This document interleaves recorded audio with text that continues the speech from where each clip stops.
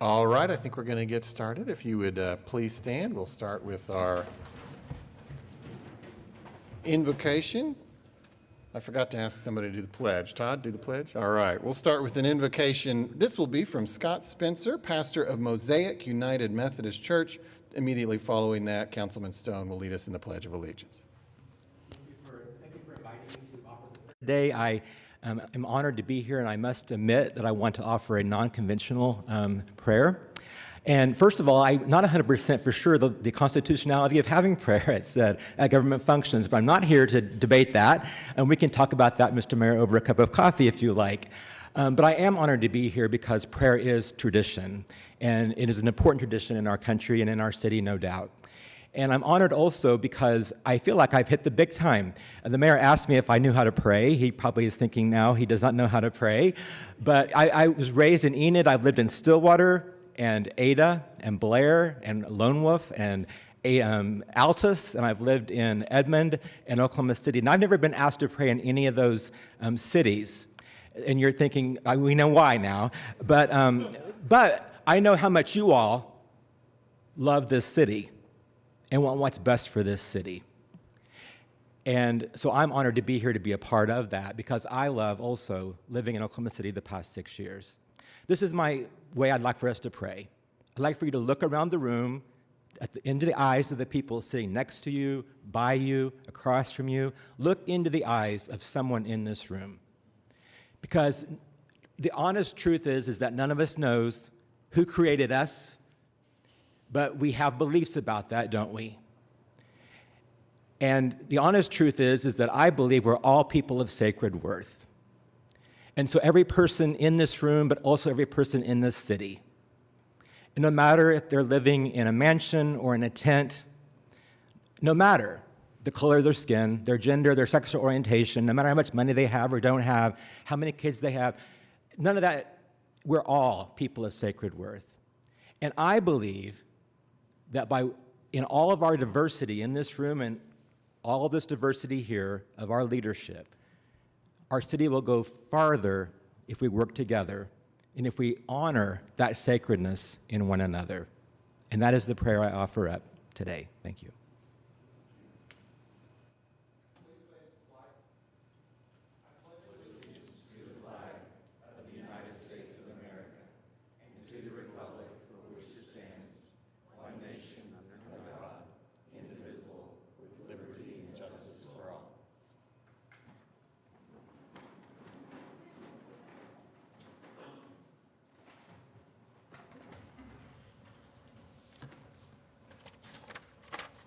Thank you, Reverend Spencer. And I now call this meeting to order. I call this meeting of the City Council to order. We have item 3, Office of the Mayor. Let me handle the ceremonial presentations first, and so I will make my way down to the front.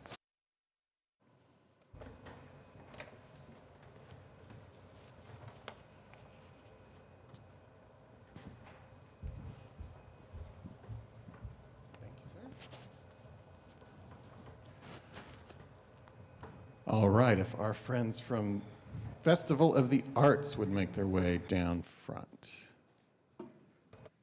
Come here, stand up here, stand up here. You face that direction for once. Well, 2 years and 2 months since we stood here together and celebrated the opening of the Festival of the Arts. I can hardly believe it. I think 4 members of this body were either just arrived or weren't even here yet. I don't know, was Paul George still playing for the Thunder? I mean, it's been a long time.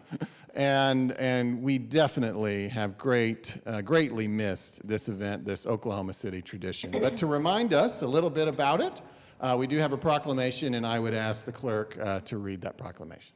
Okay.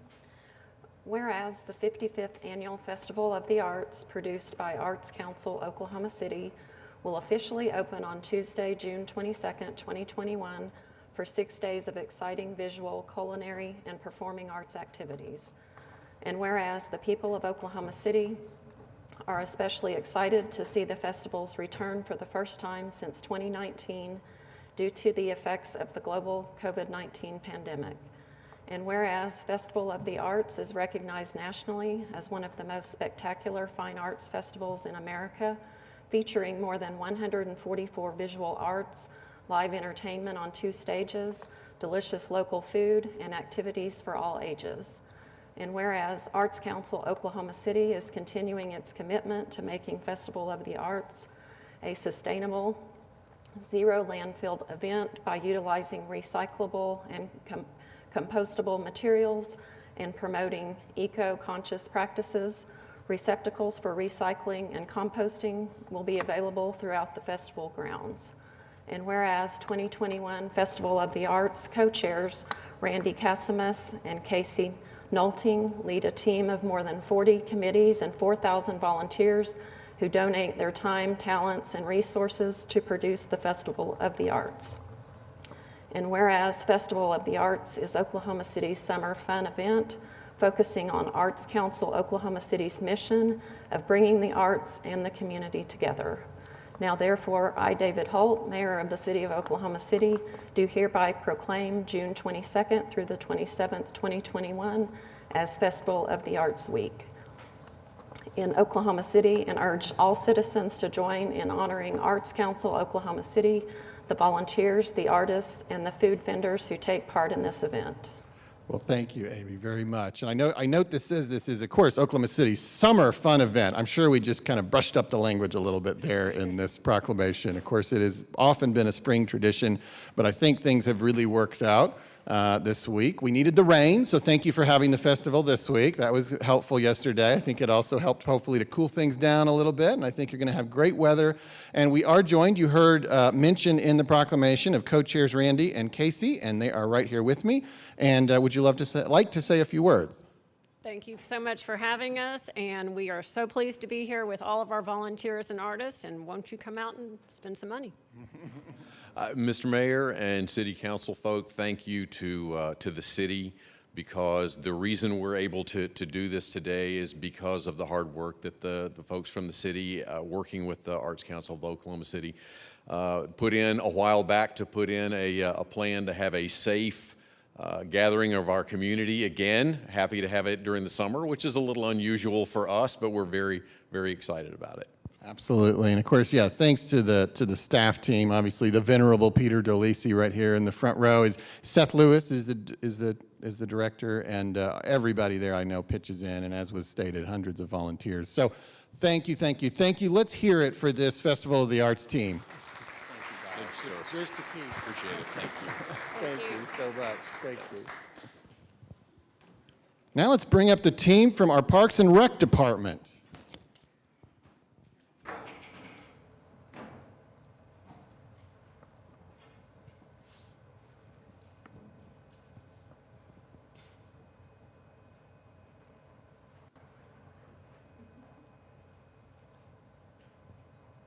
We are equally excited to kind of welcome back normal operations of the Parks and Rec Department this summer. And as such, it is Park and Recreation Month, and we'd like to learn a little bit more about that. And so I would ask the clerk to read this proclamation. Whereas the City of Oklahoma City provides and maintains a variety of parks and recreational venues for the use and enjoyment of the public. And whereas the mission of the city's Parks and Recreation Department, OKC Parks, is to provide cultural, social, and recreational experiences to our community so they can have the opportunity to cultivate wellness and enjoy a healthy lifestyle. And whereas OKC Parks seeks to inspire our community to learn, play, and grow. And whereas since 1985, July has been celebrated as Park and Recreation Month to showcase the vital role that parks and recreation programs play in communities across America, including Oklahoma City. And whereas this year's theme is We Are Parks and Recreation. And whereas local parks and recreation departments preserve green spaces, promote physical activity, and help residents connect with nature and each other. And whereas recreational pursuits can reduce stress and improve physical and mental health, making parks and recreation agencies important healthcare providers in cities large and small. And whereas through an array of programs, OKC Parks contributes to the well-being of our community and its economy and culture.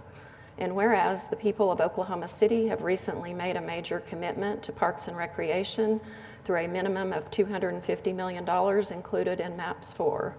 And whereas every day Parks and Recreation professionals continue to provide essential services that make our community a better place to live, work, and play. Now therefore, I, David Holt, Mayor of the City of Oklahoma City, do hereby proclaim the month of July 2021 to be Park and Recreation Month in Oklahoma City.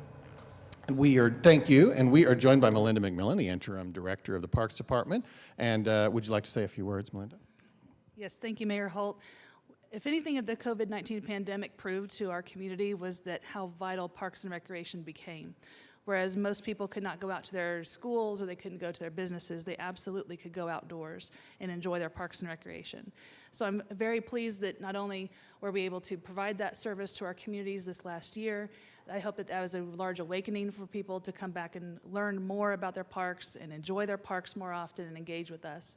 And we couldn't have a great, robust Parks Department if we didn't have amazing staff that did that work. And I am so honored to be a part of a very massive team.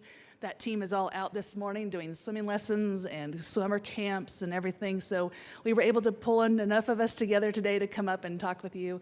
But thank you very much for supporting your Parks Department. And we look forward to seeing all of you in the parks this summer. Excellent. Well, thank each of you. I know I speak for the council when I thank all of you and the team that's spread across the city right now. And let's all show our gratitude to our Parks Department.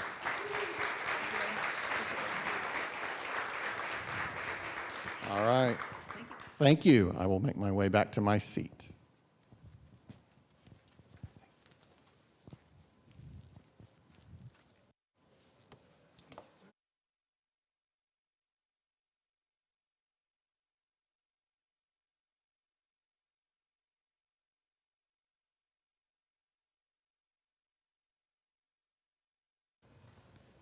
All right, remaining in office of the mayor are items A through F. These are appointments to the Board of Appeals Building Code, the Building Code Commission, Oklahoma City Convention and Visitors Commission, the Oklahoma City Housing Authority, Residential Building Code Commission, and Trails Advisory Committee. We could take items A through F with one motion if the council so desires. And obviously that would be a virtual motion. Got a motion and a second? Cast your votes. Passes unanimously. Item 4 is Journal of Council Proceedings. We have items A through A and B we can take with one motion.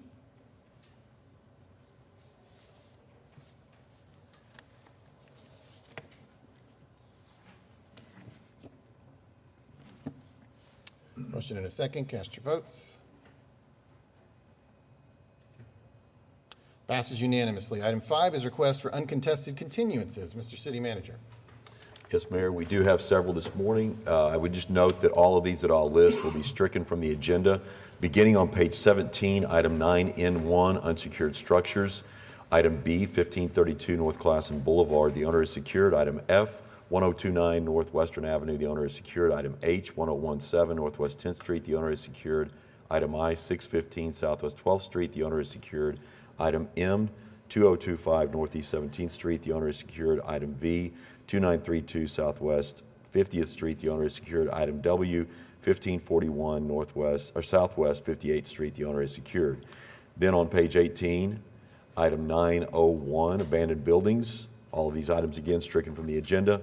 Item C, 1029 Northwestern Avenue, the owner is secured. Item D, 1017 Northwest 10th Street, the owner is secured. Item N, 2932 Southwest 50th Street, the owner is secured. And item O, 1541 Southwest 58th Street, the owner is secured. That's all the items that I have.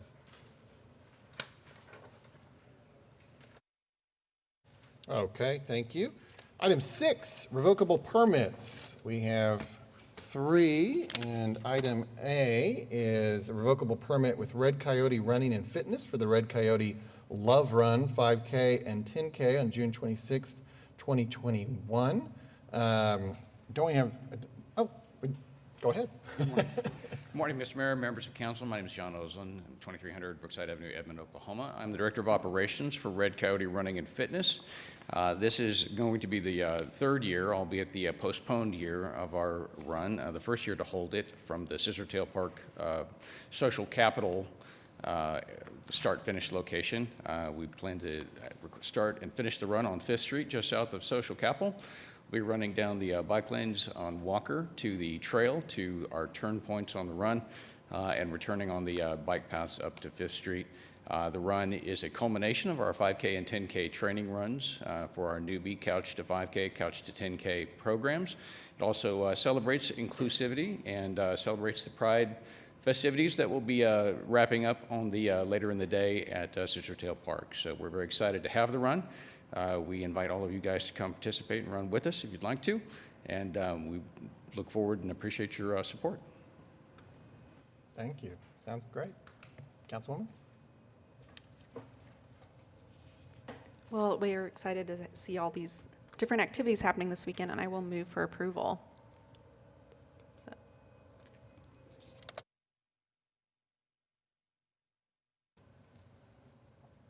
We have a motion and a second. Cast your votes.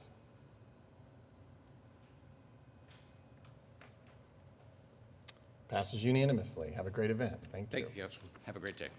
All right, item 6B is a revocable right-of-way use permit with Downtown Oklahoma City Partnership to hold Bricktown 4th of July on Sunday, July 4th at an address you could only find in Oklahoma City, Mickey Mantle Drive between Flaming Lips Alley and Wanda Jackson Way. By the way, that is Wanda Jackson Way, not Wanda Jackson Alley. There's a story there. I believe also, is this not in Ward 7?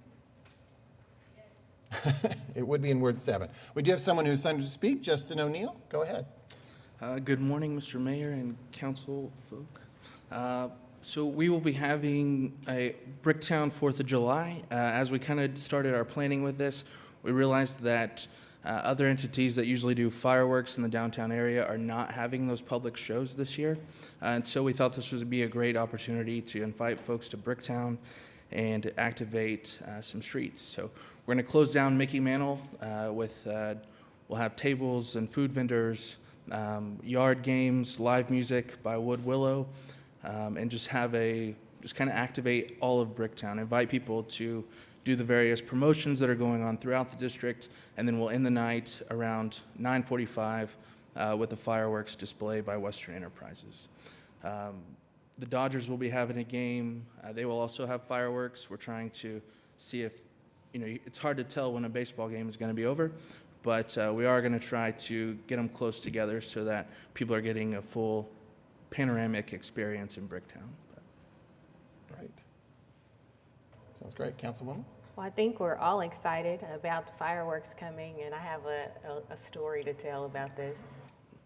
In my early 20s, me and my friends would get in my geo-tracker and drive down to Bricktown just so we could see the fireworks for the 4th of July, and it would be jam-packed in that area because everyone knew where to go to see all of the fireworks in our city. So I'm so happy to have that kind of memory again. So I'm looking forward to the 4th of July. So with that, I'll move for approval.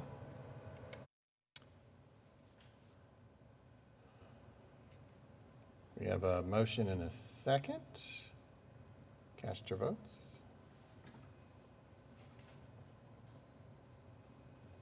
Passes unanimously. Thank you.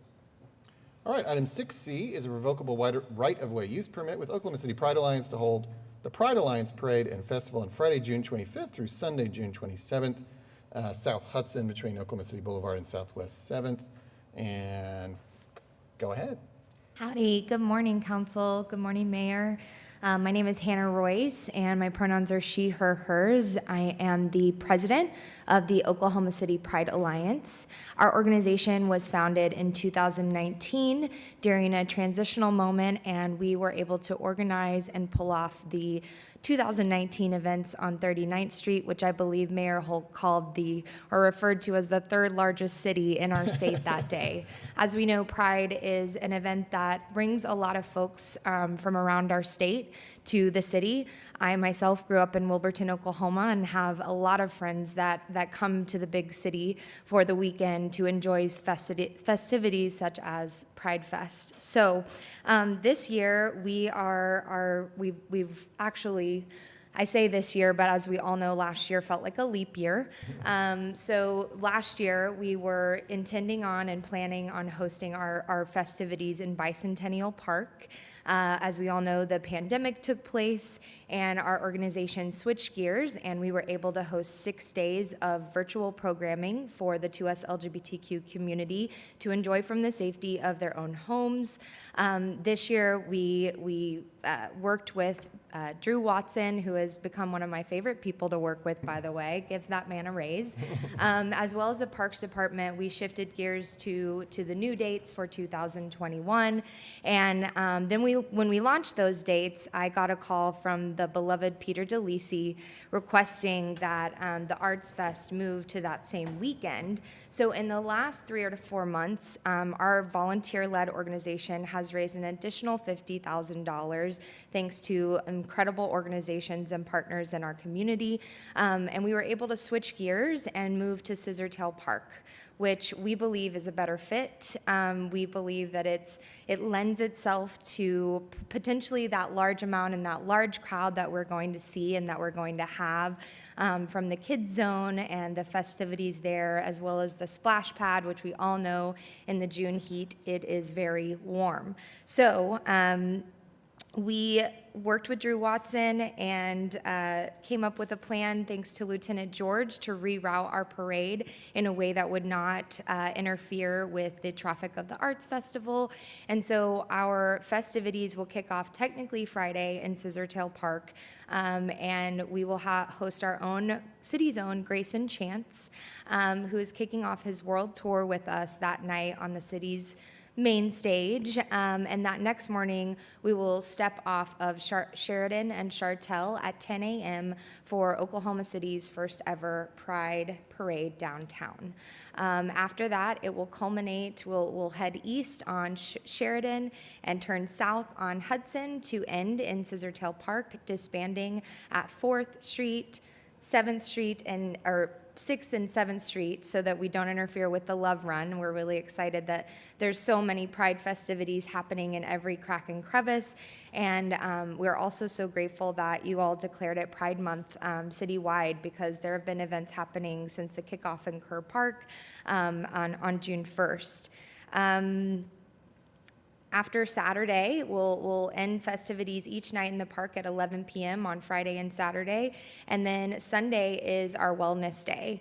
We'll kick it off with 9 a.m. yoga on the Great Lawn, Qigong, a community dance party, and we'll end that at 3 p.m. with the closing ceremonies that will close out the festivities that will hopefully just turn right around and get to plan next year and be at council, not the week of our event. That is, I think, an event logistic worst nightmare.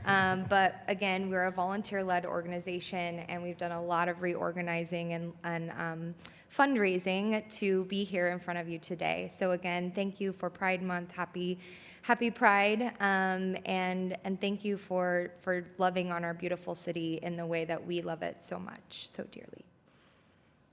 Thank you, Hannah. Councilwoman? Yeah, I'm just so grateful that Ward 6 gets to host the Pride festivities. Like you said, it's been fun to get to do different events across the city. And I just really want to say thank you to your organization for taking up this work to put this on. I think about the history of Oklahoma City and just our country, and then the history of Pride, that through all of the difficulties and the barriers and that your community has continued to assert your sacred worth, and that you continue to do that through continued challenges, and you're just doing with grace and beauty, and I just appreciate you all so much, and the life and excitement you're going to bring towards 6 this weekend. I feel like I would be remiss if I did not invite Councilman Cooper to say any words if he has anything to say, and then I will move for approval.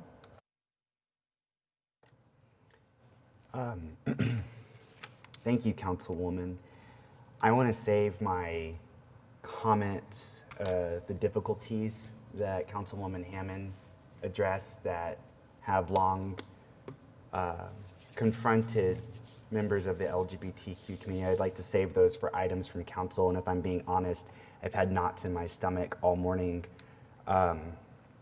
thinking about it. But just really thank you for being such a gracious host, Ward 6. And Hannah, I am so proud of you, and especially concluding the Pride Parade with a focus on wellness, because we've been through a lot of trauma. Oklahoma City knows trauma as a whole. We know the bombing. We know the Trail of Tears. And within the LGBT community, as we'll discuss later, we have a very not so good history. But because you mentioned the wellness piece of Pride this year, you reminded me that when I give my remarks later, I'm going to end with not the history of trauma, but the history of excellence in the face of that trauma that has gone through the centuries of LGBTQ people who are absolutely removed from our textbooks, who have shaped societies, from Alexander the Great to Marsha P. Johnson.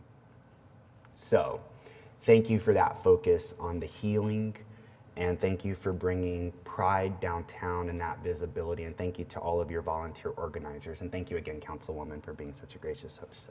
And I would invite all of my fellow council members, and I'll do it again, to join us this weekend. All right, well, thank you both. Looks like we've got the motion and the second waiting, so cast your votes as soon as you are presented that option.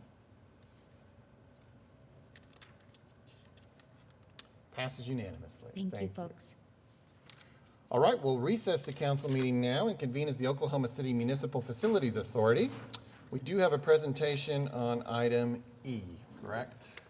Yes, sir. We have a presentation on the budget for the MFA. Doug Dowler, our budget director, will just provide an overview. One of the things Doug will point out as he goes through this is a lot of what we include in the MFA is already approved in other budgets, but we feel like we really need to present this one because we sit as a board for the MFA, but also there's a significant amount of funding that goes through this that funds a lot of operations or supports a lot of the operations of the city. So Doug, I'll just turn it over to you. Yes, thank you, Mayor and Council. Doug Dowler, Assistant Finance Director and Budget Director, and pleased to present to you the Oklahoma City Municipal Facilities Authority budget. The MFA is a trust of the city that provides a mechanism that allows for multi-year contracts with vendors and maintenance of adequate reserves for such things as workers' compensation claims. And at the last council meeting, as the city manager pointed out, we adopted the city budget. A lot of those funds then are contributed to this MFA budget, and that is the primary source of revenue for the OCMFA is from the city. So as we take a look at the budget, it totals $120 million. You can see health insurance is by far the largest portion of that at $78 million. The revenue source here is from the city as well as the employees as they contribute to premiums paid for health insurance. We also have other similar functions within the OCMFA.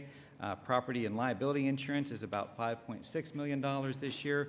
Our workers' compensation costs are expected to be about $9.4 million. We also pay for unemployment claims through the OCMFA. Those are relatively small. They're estimated about $230,000. So the second largest category within the MFA is information technology. And this is one of those areas that utilizes the ability to enter into multi-year contracts with vendors for computer systems, the radio system, E911, and other IT-related services.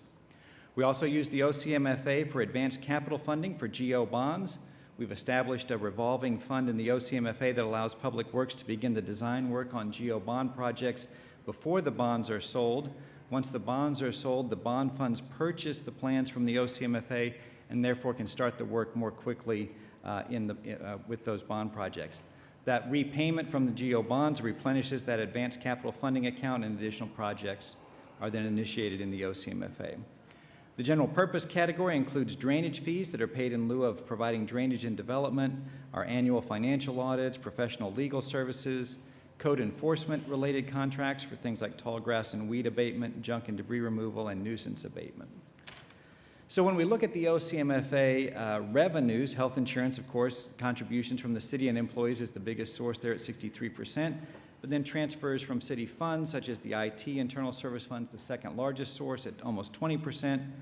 Fund balance is next at 12%, and there are several miscellaneous revenue sources that account for just under 5% of the revenue. And just finally, on the expense side, you can see that payments for services dominates at almost 92%. That makes sense. There are things such as our insurance premiums, IT contracts, drainage basin studies, all of those kinds of things fit under the other services and charges category. You will see that there are no personnel-related costs in the OCMFA. There are no employees that are part of the OCMFA. And so with that brief overview, I'd be happy to answer any questions you might have on the OCMFA budget. Any questions for Doug? Okay. Well, thank you then. We have items A through M on the OCMFA docket here that we could approve with one motion. We have a motion and a second. Cast your votes. Passes unanimously. We'll adjourn OCMFA and convene as the Oklahoma City Public Property Authority. We also do have a presentation on item D here as well. Yes, Doug will give us a presentation on the Public Property Budget, Public Property Authority budget.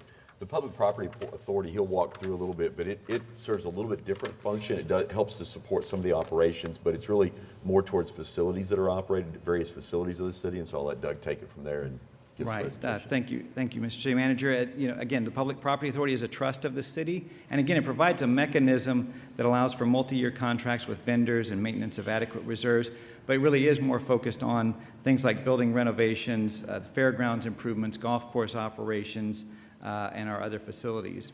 And again, many of the revenues from the OCPP budget come from the city budget, but there are also additional revenues that we'll kind of talk about a little bit here, such as the golf course revenue. So overall, the OCPPA budget totals $62.7 million. When you look at the categories, you can see this is a more diverse set of activities in the PPA compared with the MFA. The largest category is the MAPS-related contracts and capital, and these include the contracts with ASM to manage the Oklahoma City Convention Center, the Chesapeake Energy Arena, and Prairie Surf Studios. Also included in this total is the lease revenue received from cell phone companies from the distributed antenna system that's installed at the Chesapeake Energy Arena, naming rights revenue under the contract with the Thunder, and several other miscellaneous revenue sources. The second largest category is Fairgrounds, and this section handles the debt service on bonds at the fairgrounds that are supported by the hotel occupancy tax the city collects. Each month, the city transfers most of the hotel tax we receive to the OCPPA, and the monthly debt service amount is deducted from that and the balance returned to the city. And the total fairgrounds budget is just under $17 million next year. Golf courses are contained in the OCPPA, and their total is almost $11 million. I would note that the golf professionals at each course prepare the budgets, and the overall golf system budget was recommended by the Golf Commission at their last meeting. The other category includes balances remaining from some of the economic development activities that have been funded in the OCPPA, along with the general purpose activities such as the annual financial audit. The culture and recreation category is the Civic Center, and this includes balances from previous years and the $850,000 contract with the Civic Center Foundation for operations there. Sports facilities improvements include the Bricktown Ballpark, Softball Hall of Fame Stadium, and the NBA practice facility, and the revenues and costs associated with those facilities. And the bid portion of the OCPPA is related to the downtown bid. And finally, the natural gas portion is in the OCPPA, is where we pay for our third-party natural gas that we purchase for use at our larger facilities. So when we look at the revenues in the OCPPA, you can see a little better how big the general fund is as a source at 27% or $17 million. Right behind that is fund balance that is held in reserve for various programs at $16.5 million. And then transfers from the hotel tax come in at just under 20% or $12.4 million. Golf course revenue accounts for 15.5% or $9.7 million. And transfer from other funds comes from a number of funds for natural gas purchases, as well as from the CIP fund for some one-time costs at the Oklahoma City Convention Center. So again, in the OCMFA, like the OCMFA, the OCPPA, other services and charges are the largest category. They're a little less than half of the total expense budget.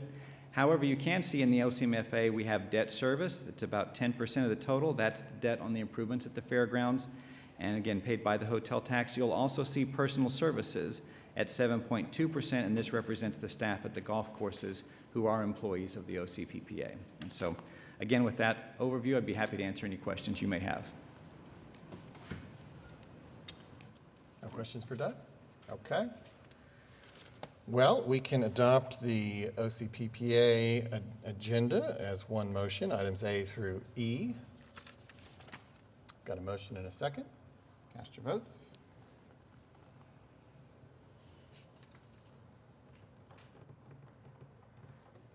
I'm having a problem there. I'll have to.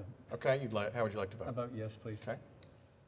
Hold on, I just submitted something to speak on that. Passes unanimously. I just submitted. All right, excuse me, sir, I have no slip for this item for you. You got it right there.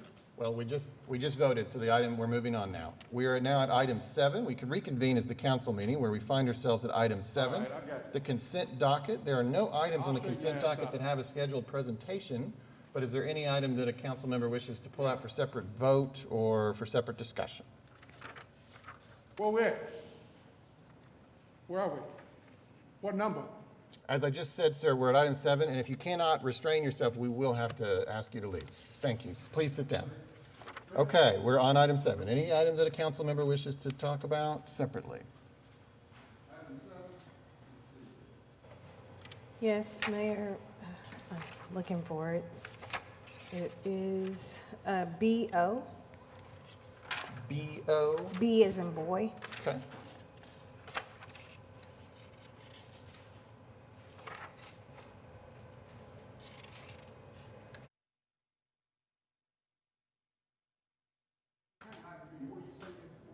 Anything else? If that's it, we'll start right there, Councilwoman. On the consent docket, item B as in boy, O. I just wanted to make mention that we have some street improvements for some of our residents that are in the far northeast part of our ward. So northeast 150th from Hogback Road to our city limits.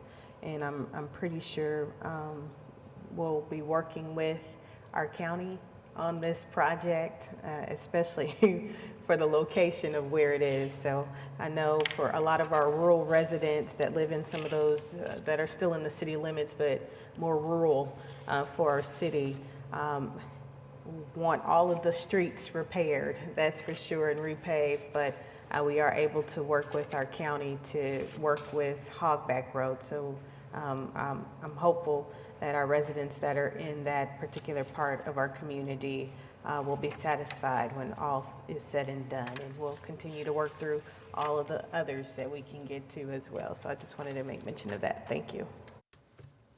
Okay, well, thank you. Well, if that's the only item on the consent docket, we could take a motion for adoption of all items on the consent docket. We have a motion and a second. Cast your votes. Passes unanimously.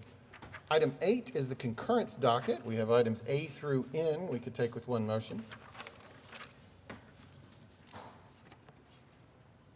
We have a motion and a second. Cast your votes.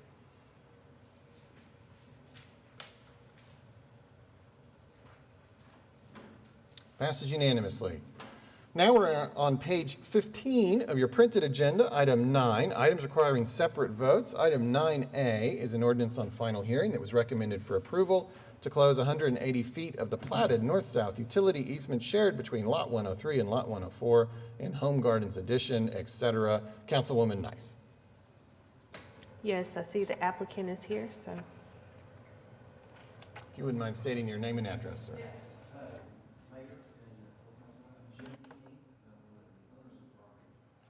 This is a property that we're wanting to construct a warehouse on. However, there's an easement running right down the middle of where the warehouse would sit. So what we had asked is if we were be allowed to either move the easement to one side of the property or the other so we could construct the warehouse and then allow the utilities to be on whichever side the city thinks would be best for us to be able to utilize this property. I see there are some TEs, if I'm not mistaken, to this as well. I'm looking for it. But if anyone has any questions, any other council, with that, I'll move for approval. All right, we've got a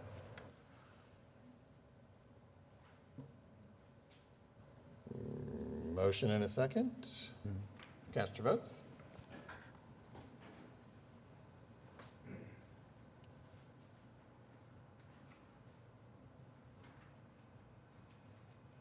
Passes unanimously. Thank you. Thank you very much. Item 9B is an ordinance on final hearing that was recommended for approval to close 95 feet of the platted northeast-southwest utility easement at 14232 Calais Circle. Councilman Stonecipher.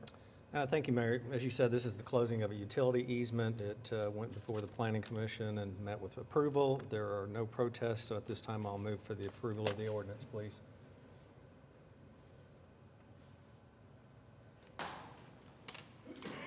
We have a motion and a second. Cast your votes. Passes unanimously.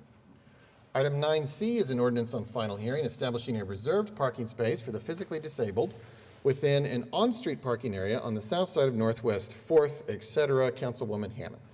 Yes, that's exactly what you described, and if there are no questions, I will motion for approval.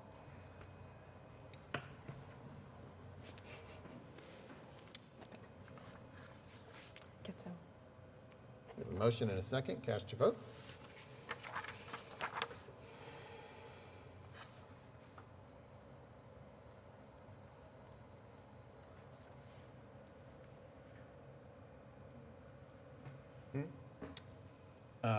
Councilman Stonecipher? I move for approval. You mean you vote yes? I vote yes. Passes unanimously. Item 9D, ordinance on final hearing removing the 2-hour time-limited parking control on the south side of Northwest 4th between Chartel and Lee. Councilwoman Hammond. Yes, the next couple of these will be in this area, and I will motion for approval.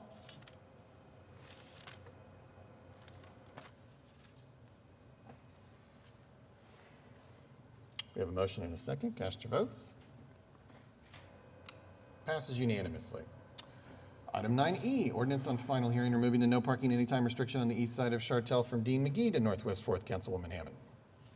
I will move for approval.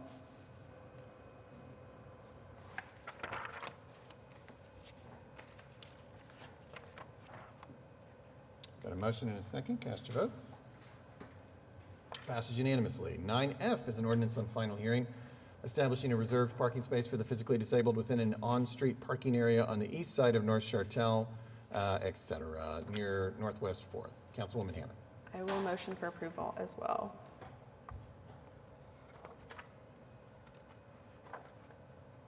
Got a motion and a second. Cast your votes.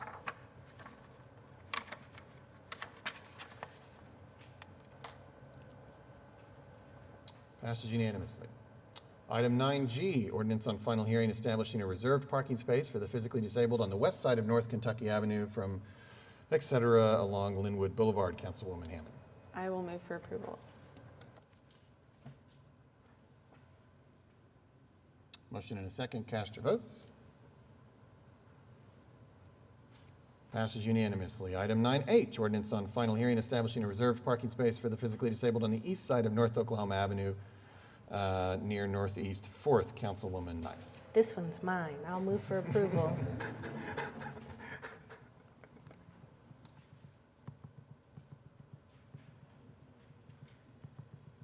We have a motion and a second. Cast your votes. Passes unanimously. Item 9I, ordinance on final hearing establishing 2 reserved parking spaces for the physically disabled on the west side of Orchid Avenue near Lakeland Drive. Councilman Stonecipher. Now I'll move for approval. We have a motion and a second. Cast your votes. Passes unanimously. 9J, ordinance on final hearing establishing 90-degree angle parking within a setback parking area on the west side of Verbena Circle from etc. near Thistle Terrace. Councilman Stonecipher. Move for approval, please. Got a motion and a second. Cast your votes.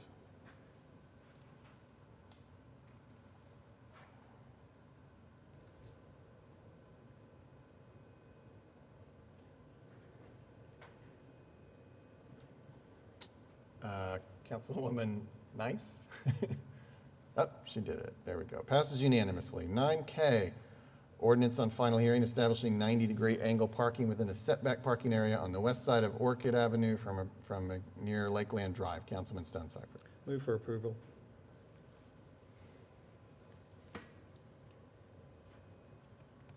Got a motion and a second. Cast your votes.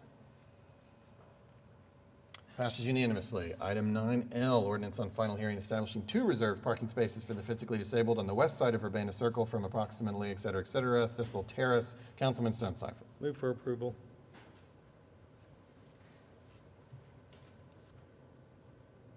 Motion and a second. Cast your votes. Passes unanimously. Good job, everybody.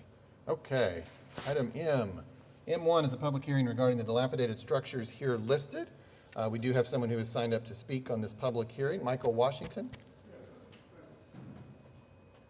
I certainly can't talk to a blank screen. I need to see if those properties need to be moved. That's right.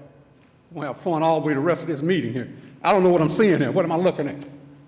I'm sorry, what are you asking? I said I'm asking, what am I looking at? I need to see what dilapidated structures look like. Oh, that is. Let's see what that first one looked like up there. 3217 Northeast 11th Street.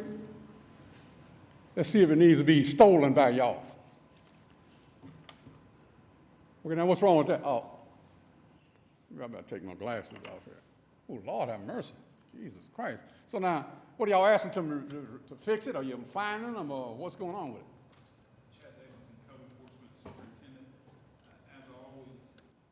Present a property to, on the dilapidated docket, we ask the owner to repair or remove. Okay, to repair or move, you say? Repair or remove. Oh, gotcha. So now if they don't repair or don't remove, what's the next step after that? If they choose not to repair or remove, then the city will hire a contractor to remove that for them. Okay, now then, where does the, I know they got to be paid contract. Who pays for the contract and all that then? Well, the city pays for the contractor up front, then sends a bill to the property owner. If the property owner chooses not to pay that, then they'll file a lien on the property. Right, on the property. That's the whole point of taking the property, isn't it? Okay, thank you, sir. Next move. Let's see, what's the next one we got? What's that? All on the east side, 2212 Northeast 20th Street. I've been noticing y'all been claiming a lot of properties that don't belong to you there. I've got some people been coming to me. Okay. That's another, oh my goodness, yes, Lord have mercy. Yeah, that does devalue the property. Okay, go ahead, what's the next one we got? 25th, yeah, 2400, yeah.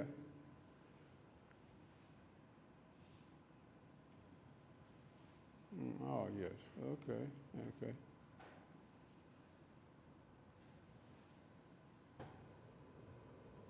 I see that. Now, have you already notified some of these customers, or haven't, or didn't have a good chance to, haven't had an opportunity, some just refused?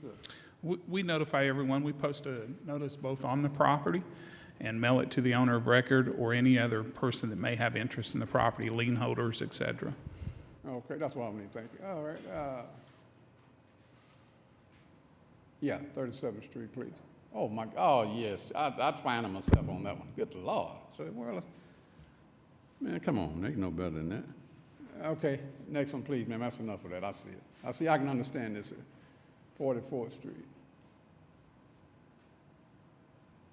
Same thing. Go ahead, please. Yeah. I see it. I just want to see the state and condition of them. I believe that's all the ones in that ward. Ward 7, okay. Mm-hmm. Now, that being the case, I do think, for the most part, then, that if these people do not come up into compliance, me or anybody else should not be above the law. So definitely, if they, but at the same time, then, if there is fines and fees that are... You have 30 seconds remaining. I'm sorry? 30 seconds remaining. Oh, okay. If they haven't exceeded this time frame, let me just go ahead and say, I'll look at it further. Let's put it like that. Thank you so much, man. Is that the only one? That's another though, at the end. That's right. You got an end up here. That's all the items on the dilapidated docket. there's, Well, no, it says in here. That was M. Well, we have your, There's that's some a on the separate inside. item, Mr. Washington, and your time is up for item M. Oh, We'll okay. certainly enjoy your performance for item N here in a few minutes. Okay. Okay. And actually, before he had Yes. decided to speak, I was going to ask if we could defer B, C, and D. B, C, and D. B as in boy, C as in cat, and D as in dog, Okay. for 2 weeks. And I think it's fair to mention, especially when we're looking at a lot of these properties, and as the council, we're privy to see who owns these properties. And it's very unfortunate when you have folks who are in LLCs or trusts and don't live or have property in your community, and you have dilapidated structures such as this. Especially one of the ones that we saw was in the worst conditions, was a LLC that was owned by somebody not from the community. So, but the other three, I do want to, again, B, C, and D, defer for 2 weeks. Thank you. All right, we've got that on the screen now as a motion. Motion and a second. Cast your votes to defer items 9M, B, C, D for 2 weeks. 9M1, B, C, D. Passes unanimously. All right, we are now, no one else had signed up to speak under the public hearing for item M, so we're now at 9M2, the resolution declaring that the structures are dilapidated, except for those that have been deferred. We have a motion and a second. On 2, wait a minute, on N, I Cast your signed up. votes. She didn't bring number 10, N to you?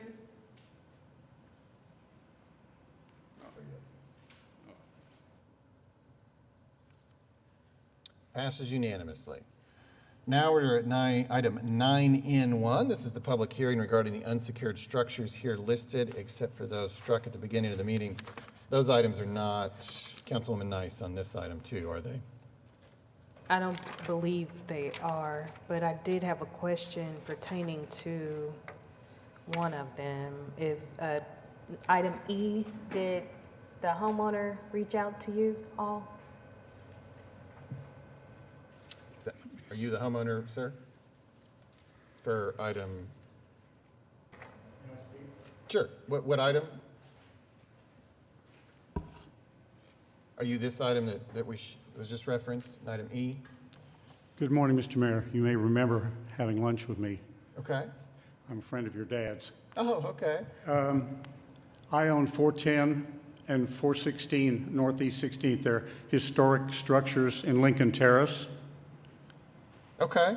All right. Well, Councilwoman, do you mind if we go there first and then we'll come back to your item? I didn't know what he was interested in. Okay, so items K and L, 410 and 416 Northeast 16. Yeah. Go ahead, sir. This would be items K and L. Uh-huh. And what was your, sorry, name and address, if you wouldn't mind, for the record? I'm sorry, I can't hear you. Name and address for the record, your name and address? I can't tell what you're saying. your name and address. If I could have your name and address Oh, for the yeah. record. I'm sorry. It's Guy Parkhurst, and I'm at 611 Culbertson Drive in Oklahoma City. Go ahead. All right. I just wanted to say that, for example, that picture and the picture of the garage that you're showing are both now incomplete. The siding was torn off during the ice storm that we had this winter. I have spent almost $1,000 on new siding. It's all on the house, and the inspector has taken pictures of it. The house was purchased without a garage door, but I am dealing with a garage door contractor. The only problem is he told me there are no garage doors in Oklahoma City. I guess we're still recovering from the COVID. So he's supposed to come tomorrow to put a garage door on 410. Now you're showing 416. When I bought the house, it had no garage doors. I put the one on the left. I mean, I paid to have it put on.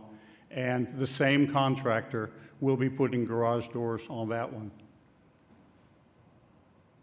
I'm available to answer any questions you may have. Any response? So the same contractor is going to be putting garage doors on them tomorrow? 3 properties in a row there. 2 of them are involved today. And tomorrow, that's when it's going to happen? He said Wednesday. Okay. And if you don't mind, Mr. Parkhurst, I'm going to go ahead and ask that we defer this for 2 weeks.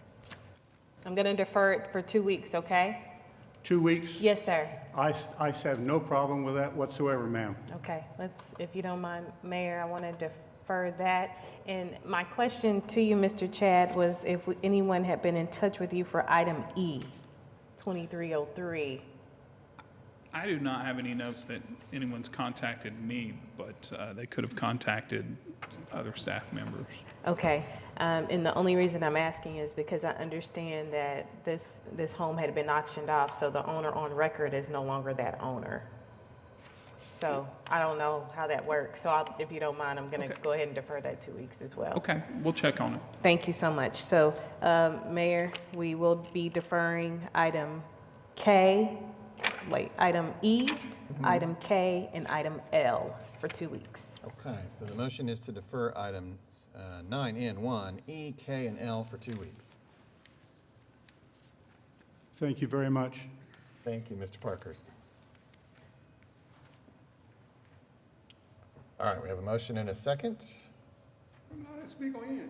Cast your votes. We're just doing a deferral, Mr. Washington. Oh, okay.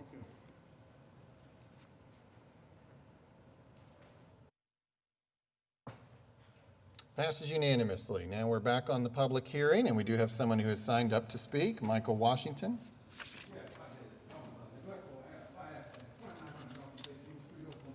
7-3 with the 1-1-1 with it. All right, can we go to here? Let's see, we're going to disregard the ones that I have checked here for deferred until the next couple of weeks. Let's see, 2134 Bath Avenue.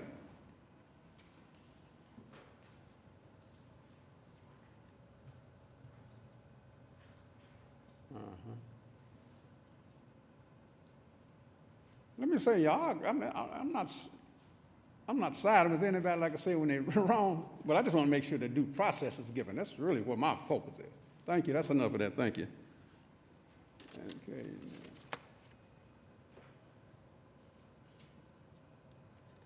Let me see what others do. Okay, yeah. Southeast. 652 Southeast 20th. Is that? Oh, excuse me. No, I'm sorry. 2025 Northeast 17th Street. Oh, okay. And Mr. Washington, Yes? keep in mind, these are unsecured, so I know you may be looking for dilapidated, but these are unsecured, so it's going to be a little different. Well, that's what I'm trying to get, the unsecured. Thank you, sir. Now, what happens with the unsecured part of it? Same type of process. We leave a notice on the property, mail one to the owner of record, any other interest holders in the property. Ask them to secure the property. If they do not, then we hire a contractor to secure the property, send a bill. If they choose not to pay the bill, then again, file a tax lien. Right. Now, okay, now with that, regarding that tax lien, that's an interesting point. Now, so if you sell the property for $900, let's say, throwing the figure out, and they only owe you $400, then how do you notify the person that they still have $500 coming back to them? If who sells the property? In other words, on the tax lien, you can force them to get your money to sell it. So I'm saying if the property is $9,000, let's just say, for example, and I don't owe you $4,000, how am I informed about the $5,000 remaining over that don't belong to you? Well, the county treasurer would be. So the county treasurer, all right, well, I'm telling people on Facebook tonight. Okay. Now then, let's see here.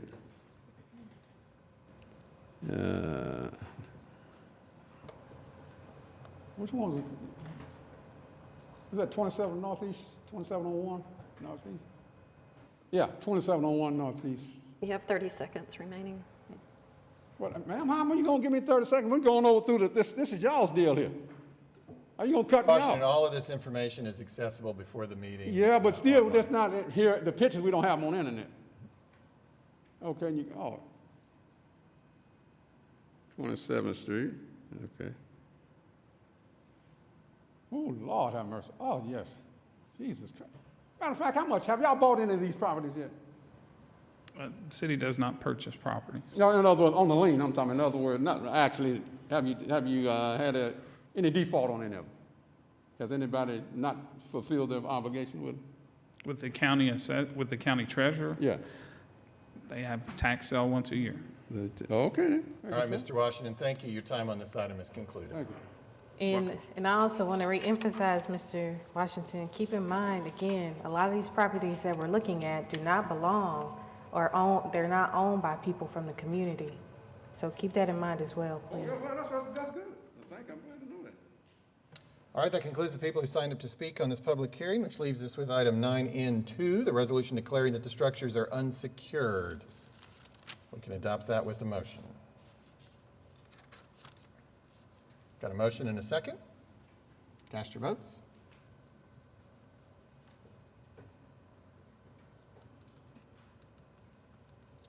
Passes unanimously. All right, item 901, public hearing regarding the abandoned buildings here listed, except for those struck at the beginning of the meeting.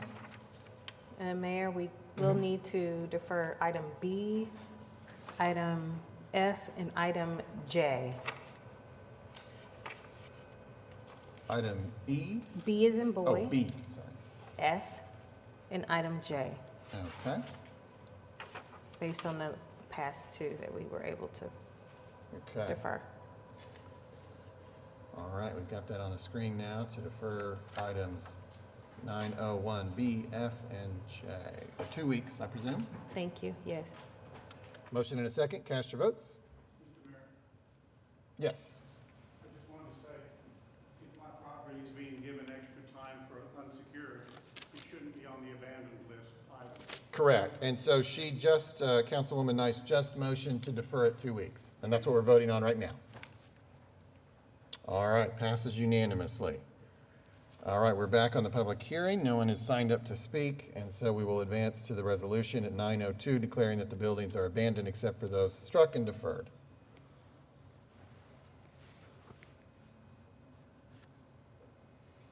We have a motion and a second. Cast your votes. Passes unanimously. All right, item 9P is the public hearing regarding the fiscal year 2021 budget amendment. This was previously presented to us at a previous meeting. Amy, has anyone signed up to speak? No. Then that brings us to item 9P2, resolution adopting an amendment to the fiscal year 2021 budget for the fire sales tax, the general fund, the grant fund, special assessment, districts fund, zoo sales tax fund, and directing filing. There's no presentation on this today. Again, this was previously presented, so we could consider a motion if that is the council's wish. We've got a motion and a second. Cast your votes. Passes unanimously.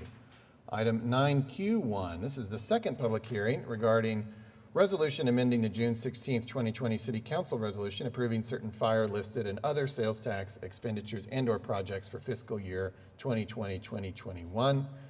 Again, previously had a presentation. Amy, has anyone signed up to speak under this public hearing? No one signed up. They have not, so we will move to Q2, the resolution amending the June 16th, 2020 City Council resolution approving certain fire listed and other sales tax expenditures, et cetera. Again, no presentation here today. We could take a motion if that's the council's wish. We have a motion and a second. Cast your votes. Passes unanimously. Item 9R1, this is the second public hearing regarding appropriations for the fire department for fiscal year 2021-2022. This was presented at, I believe, our previous meeting. Has anyone signed up to speak under this public hearing? They have not, so we will advance to 9R2, resolution regarding appropriations for the fire department for fiscal year 2021-2022, et cetera. Again, no presentation scheduled, but if we'd like to adopt the motion for the resolution, we may do so now. And we do have a motion and a second. Cast your votes.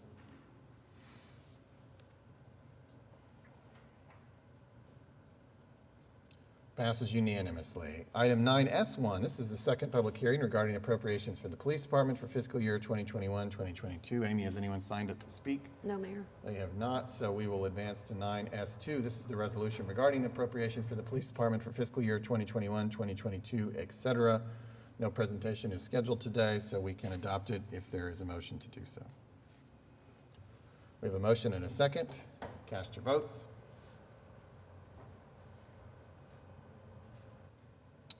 Passes 8-1. Item 9T, this is a resolution approving a request by City of Oklahoma City officials to rename Crystal Lake Park at 6625 Southwest 15th Street, Larry Mcatee Park, in honor of longtime Oklahoma City Councilman and community leader Larry Mcatee.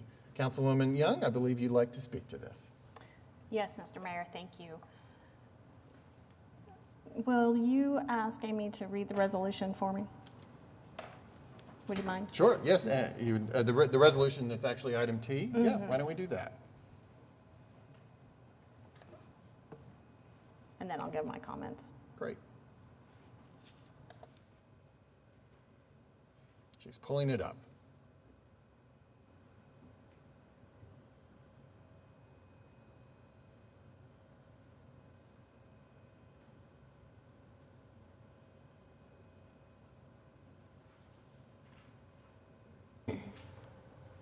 Whereas the City of Oklahoma City provides and maintains a variety of parks and recreational venues and services for the use and enjoyment of the public, and whereas the mission of the city's Parks and Recreation Department, OKC Parks, is to provide cultural, social, and recreational experiences to our community so they can have the opportunity to cultivate wellness and enjoy a healthy lifestyle. Whereas recently staff received the renaming request described above, and whereas Crystal Lake Park is located at 6625 Southwest 15th Street on property leased to the Oklahoma City Riverfront Redevelopment Authority, as shown in Exhibit A incorporated herein, and whereas for years the site known informally as Crystal Lake was open for limited recreational activities under OCRRA management, and whereas on January 12, 2016, it was designated as a city park and became Crystal Lake Park, and whereas Larry Mcatee served admirably as the city's Ward 3 councilman from April 2001 until his most recent term expired on April 12, 2021. And whereas during those 20 years, Mr. Mcatee was a tireless advocate for both Ward 3 and Oklahoma City as a whole. And whereas Mr. Mcatee also served for many years on numerous trusts and committees, including OCRRA, the Water Utilities Trust, the Airport Trust, the Emergency Medical Services Authority, and the Trails Advisory Committee. And whereas, as a Trail Advisory Committee member, Mr. Mcatee helped implement the Trails Master Plan and the Trails Wayfinding Signage Master Plan. And whereas, as an OCRRA trustee, he was influential in creating the partnership with CityCare Incorporated that developed Crystal Lake as a unique urban venue for outdoor youth activities and nature education while supporting related public use. And whereas Mr. Mcatee also helped secure assistance from the Oklahoma County Shine Community Service Program to remove debris and improve roadways at Crystal Lake. And whereas both initiatives facilitated its later designation as a city park, and whereas Mr. Mcatee successfully championed 3 MAPS initiatives, a public safety sales tax, the 2007 and 2017 park bond referendums, and Better Streets, Safer City. And whereas while chairing the Economic Development Trust, he led projects that brought Dell, Bass Pro Shops, and Cabela's to Oklahoma City. And whereas Mr. Mcatee also urged adoption of ordinances addressing important issues such as apartment complex safety, litter on a stick, and public nuisances caused by derelict property owners. And whereas as a member of the Legislative Committee, Mr. Mcatee met annually with congressional members to advance the city's federal legislative agenda. And whereas he was also an advocate for Oklahoma City at the state and national levels through work with the Oklahoma Municipal League and the National League of Cities. And whereas Mr. Mcatee was received. And whereas he also attended almost all Ward 3 neighborhood association meetings and neighborhood nights out. And whereas city officials believe that he requested renaming is a fitting way to honor Mr. Mcatee's long and successful tenure representing the people of Ward 3. And whereas staff do not believe that the renaming would diminish the original justification for the naming of Crystal Lake Park. And whereas on May 19, 2021, following a review and public comment period consistent with the city's park naming and renaming policy, the Oklahoma City Park Commission recommended approval of the renaming request. And whereas the Oklahoma City Riverfront Redevelopment Authority did so on May 25, 2021, and whereas staff will design and install appropriate signage to identify Larry Mcatee Park. Now therefore be it resolved by the Council of the City of Oklahoma City to hereby approve a request by Oklahoma City officials to rename Crystal Lake Park located at 6625 Southwest 15th Street as shown in Exhibit A, incorporated herein, Larry Mcatee Park, in honor of longtime Oklahoma City Councilman and community leader Larry Mcatee. All right, Councilwoman Young. Thank you, Amy, and my regrets on the short notice. A little bit more color for Councilman Mcatee. So I have lived in Ward 3 since 2007, so I have been his constituent as well as the distinct privilege of filling his shoes here on the Horseshoe today. So Ward 3 also had the unique distinction of having had only 2 council members for the last 44 years who are also the longest serving councilman in the city's history. Councilman Jack Cornett from 1977 to 2001, and then as mentioned, Councilman Mcatee from 2001 to 2021. I am just privileged to follow the legacy that council members Cornett and specifically Larry Mcatee have established. Councilman Mcatee received his Bachelor of Arts in Public and International Affairs from Princeton and a Master's in Management from New York University's Graduate School of Business Administration, and served as an adjunct professor at the Oklahoma City University for many years. He has been married to one of my most favorite people, Joanne, for 60 years, and they have 3 daughters and 12 grandchildren and 1 great-grandchild so far. As mentioned, we do believe that Larry holds the record for council members attending neighborhood association meetings in the ward. We'll have to do a little research on that, but I'm pretty sure he's got that one in the bag. And he has done that with a commitment like none other. As mentioned, upon Larry announcing his plans for retirement, business leaders across Oklahoma City, as well as city staff and leadership, began our considerations on how we could honor him for his service to our city. The resolution outlines many different avenues that he served our city, utilizing the SHINE program and restoring the park and economic development that have allowed our city the funding to do many other great things for improvement over these last 20 years. With all that we've heard and witnessed with Councilman Mcatee's enduring commitment to our community, it is with great honor that I move to approve this resolution. Councilman Stonecipher, did you have anything you'd like to add? I'm so happy. I think this is such a fitting honor. When I first got on the council, I would go to Larry sometimes confused, sometimes with a new idea that I thought was great. And one thing that's great about Larry, he was a great listener.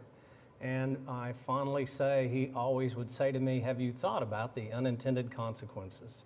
And then we would discuss it. And so I learned so much from him, but one thing that I really learned that I think is important and hasn't been mentioned here today is his faith in God. It was his foundation, it was his bedrock, it was his guiding light, whether he was dealing with an individual citizen or whether he was dealing with an HOA.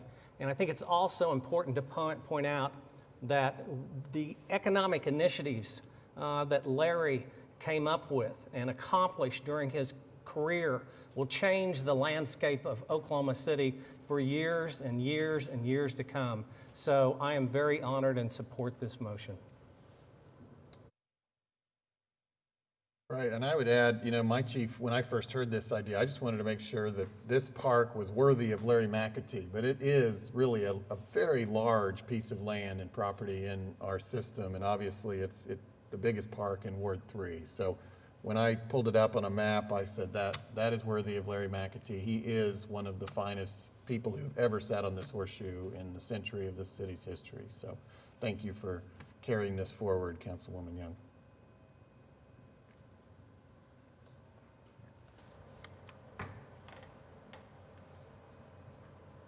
All right, we've got a motion and a second to adopt this resolution, and let me also add, we'll certainly look forward to having, should this pass, and I think it will, we will look forward to having the dedication with Larry and his family and everybody there at the park. So cast your votes. Passes unanimously. Congratulations to Councilman Mcatee, and as I said, we will see him and everybody else there as soon as Councilwoman Young wants to put that together. All right, moving on to item 9U1. This is an extension of our collective bargaining agreement with Afscme until a successor contract is agreed upon. Did you want to say a few words about Yes, I've got Amy Madera, our Chief Human Resource Officer, is here. Actually, she'll just speak to U, V, and W because it deals with all three of the bargaining units, and I'll just let her speak to this on these extensions. Good morning, Mayor and Council. Amy Madera, Chief HR Officer, HR Department. In regards to items 9U, V, and W, we are seeking approval to extend all three labor agreements for Afscme, FOP, and IAFF until the successor contract is agreed upon for fiscal year 21-22, or 2021-22, or until December 31st, 2021, whichever occurs first. Again, we've got three of our council observers, and I want to appreciate each of you for your engagement within the labor negotiations. As you know, that the labor unions in the city are actively bargaining right now for our agreement, but we've not yet reached an agreement. Again, our bargaining sessions are progressing like similar years, so I feel like we're really at a good place right now. But in order not to disrupt the current working conditions for our employees, it is the city's recommendation to extend the current agreement until the parties complete the collective bargaining process for a 2021-22 collective bargaining agreement, or until December 31st, 2021, whichever occurs first. I'm available for any questions the council may have. Okay. See no questions, and there's no request for an executive session on these items, though that is an option. We'll start with U1, the Afscme Extension. If the council wishes to move it, we can vote on it now. We have a motion and a second. Cast your votes.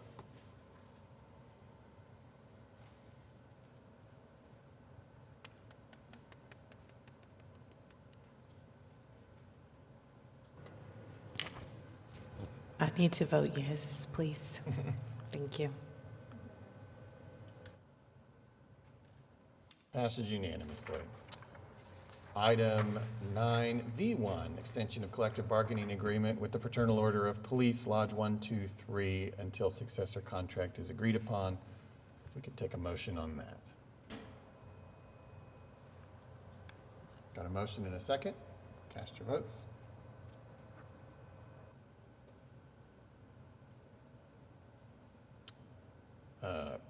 Passes unanimously. Item 9W1, extension of collective bargaining agreement with the International Association of Firefighters, Local 157, until successor contract is agreed upon. We've got a motion and a second. Cast your votes. Passes unanimously. Okay, 9X1 is a resolution approving the request for salary continuation for Lieutenant James Deering while he continues to require rehabilitation to recover from an on-the-job injury, etc. Executive session is not requested. We could take a motion on the resolution if that is the council's desire. We have a motion and a second. Cast your votes.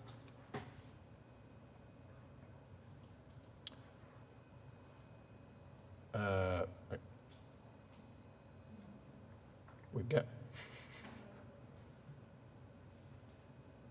there we go, passes unanimously.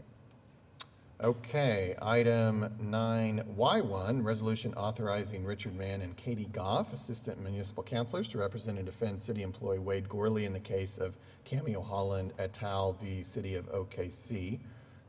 Executive session is not requested. We could take a motion to adopt the resolution if that's the council's wish. Mayor? Yes. Could we discuss this in executive session, actually, please? Thank you. If you'd like to make a motion to do so, we would move to item Y2 then. Yes, I'd like to make a motion to enter into executive session, please. Okay.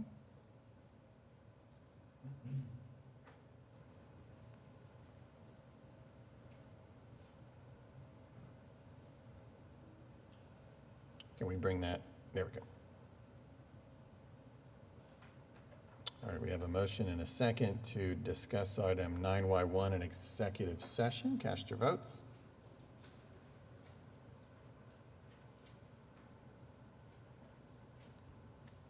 Passes unanimously. We'll handle that at the conclusion of our other business with the knowledge we might come back and adopt the resolution after that discussion. 9Z1 is a joint resolution authorizing the firm of Collins, Zorn, and Wagner to represent municipal employee Caleb Gottschalk in the United States District Court for the Western District of Oklahoma in the case of Anthony v. City of OKC. I do believe we also wanted an executive session here, and so we could take a motion for that to adopt or to enter into executive session item 9Z2.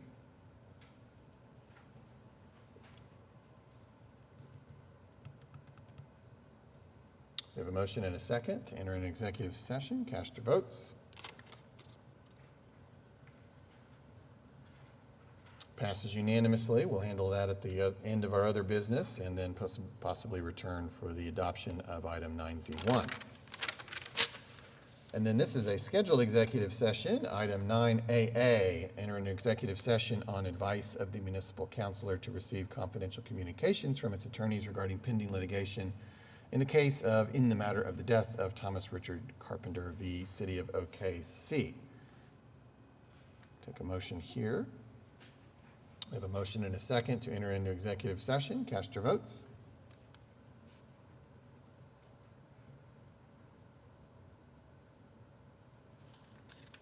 Passes unanimously. All right, as stated previously, we'll handle that at the conclusion of our other business. Item 9AB1, claims recommended for denial. There's items A and B. Executive session is not requested. We could deny the claims with one vote.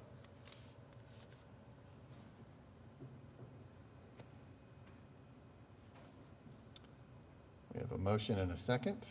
Cast your votes.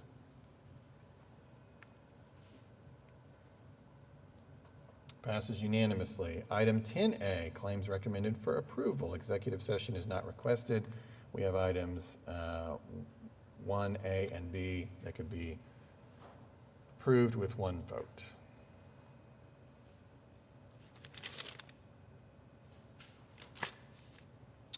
We have a motion and a second. Cast your votes. Passes unanimously. All right, items from council. We'll handle the business before we go around the horseshoe. Item 11A is a public hearing regarding ordinance relating to an amendment to Chapter 59 Zoning and Planning Code, Article 2, etc. This has been introduced by Councilman Stone regarding manufactured homes. This is merely the public hearing today in our 3-meeting cycle on ordinance changes. Amy, has anyone signed up to speak on this item? No, Mayor. All right. That concludes the public hearing on that item. That will be up for vote at a future council meeting. And that brings us to item 11B, resolution declaring an extension to December 31st, 2021 of the penalty reduction program that began July 1st, 2019 for defendants with cases in warrant status for Class A offenses that occurred prior to July 1st, 2017. I believe this is yours, Councilman Stone-Cipher. Thank you, Your Honor. The one thing I'd like to note about the penalty reduction program, when we started down this road June 18, 2019, we thought it would end March 31st, 2020, but along came a pandemic and we decided to extend it several periods of time. And the one thing I would say that in my wildest dream when we implemented this program, I thought maybe we would collect $40,000, $50,000. As of May 25th, 2021, there has been 3,250 cases closed, 1,161 failure to appear charges dismissed, and we have collected over $500,000.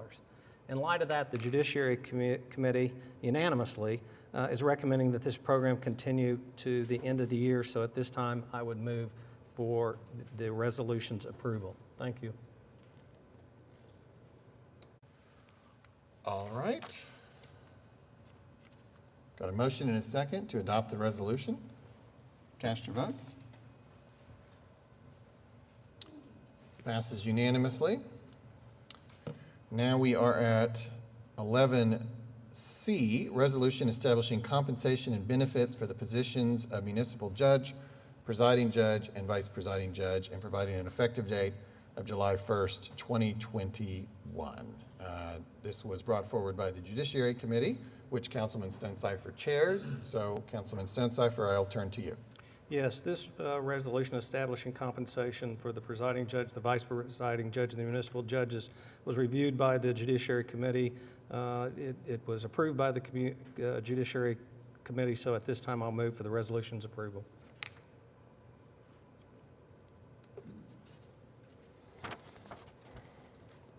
All right, we've got a motion and a second.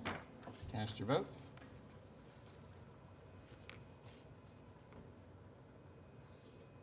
Passes unanimously. That brings us to kind of, I think, something that sort of flows from all of this, and that's item 11D, resolution appointing Edward D. Hasbrook as municipal judge effective July 1st, 2021 through July 1st, 2023. Councilman Stonecipher? Yes, this is a procedural resolution that's required for us to do periodically, and the Judiciary Committee recommends the resolution be adopted at this time. I'd move for its approval.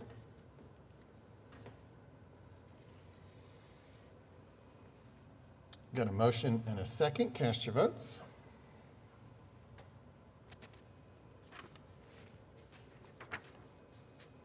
Passes unanimously. Item 11E, resolution appointing Philippa C. James as municipal judge effective July 1st, 2021 through July 1st, 2023. Councilman Stonecipher? Yes, this is the same procedural resolution.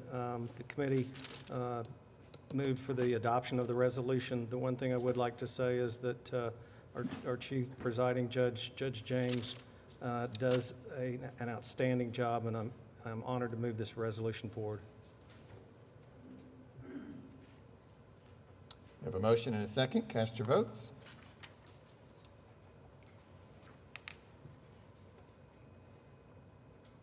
Passes unanimously. Item 11F, resolution designating Philippa C. James as presiding judge effective July 1st, 2021 through July 1st, 2023. I'd move approval. Got a motion and a second. Cast your votes.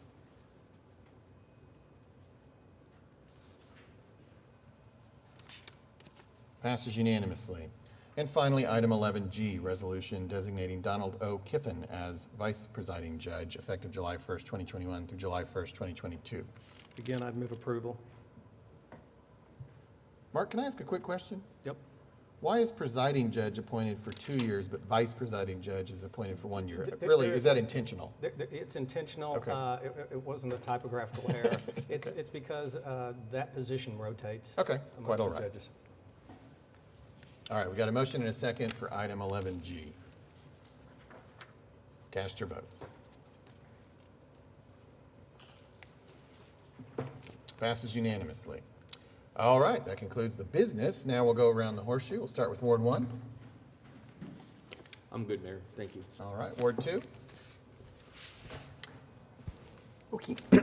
Excuse me. So first, I wanted to thank Councilman Carter for inviting all members of the council to join him. I think it was last Sunday, is that right? For their Church Under the Bridge event, where they serve members of our homeless community there at Reno, 1801 Reno, I believe. And I wanted to thank Councilwoman Nice for accompanying me there that day. And again, thank you for that invite. If you all will bear with me for several moments, I'd like to discuss with you all why we celebrate Pride. And I'll ask your both patience and your grace, because I am, for reasons kind of beyond me, even though I came out 20 years ago at 19, I am really nervous speaking right now.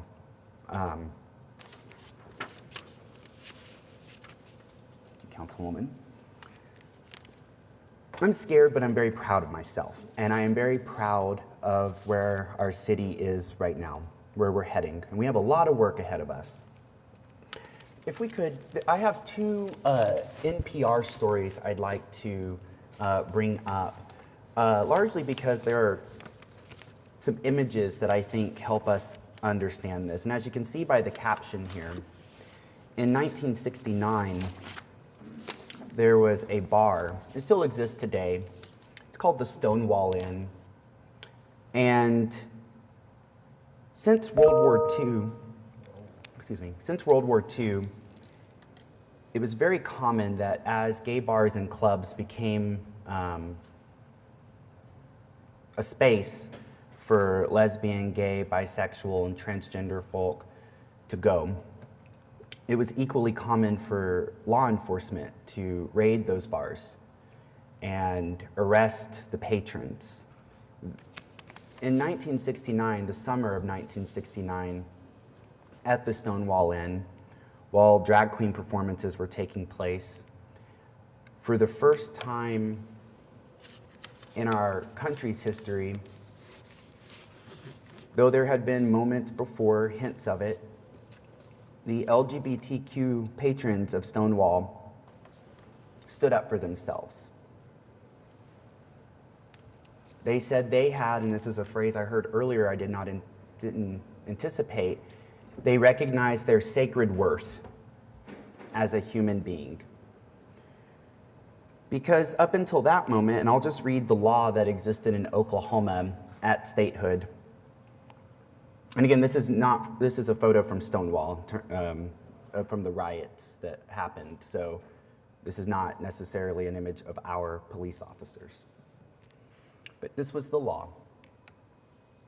Quote, any person who shall conduct himself in a riotous or disorderly manner, or who shall openly use profane or indecent language, or who shall indecently expose his or her person, or who shall be guilty of any lewd or lascivious conduct in public, or who shall commit any nuisance upon any street, alley, or sidewalk, or other public place in the city shall be deemed guilty of an offense, punishable by 10 years in prison. 10 years in prison. And what would happen here in Oklahoma, so I want to bring it back to our city. The year I was born in 1982, a new club opened. To even become permitted, they told the city a falsehood. They said that their club would be called Cotton Eye Joe's, a country western club.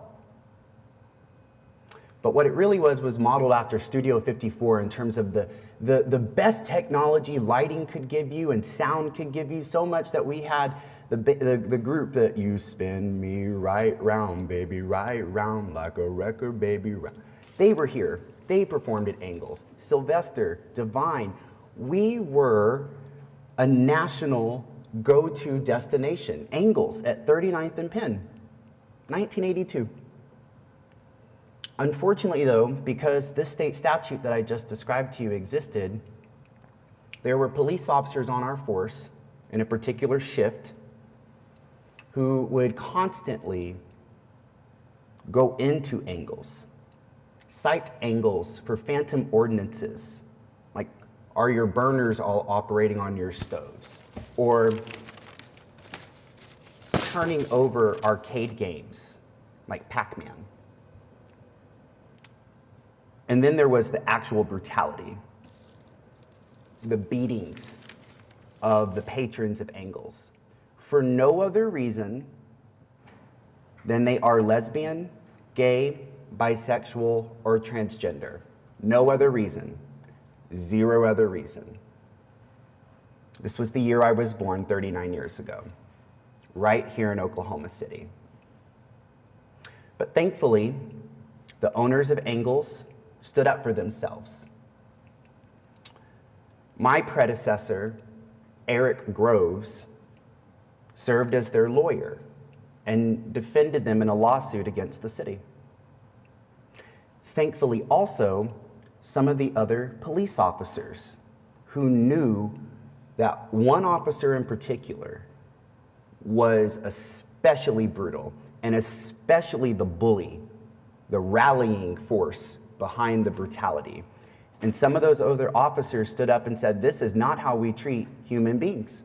Had it not been for Eric Groves, had it not been for the owners of Angles, had it not been for those other officers recognizing a wrong, had it not been for the patrons who were beat finally standing up and said, I have dignity as a human being, Oklahoma City would not have had a pride parade 5 years later. I would not be sitting in this seat as the city's first openly LGBT councilperson. They believed in their worth.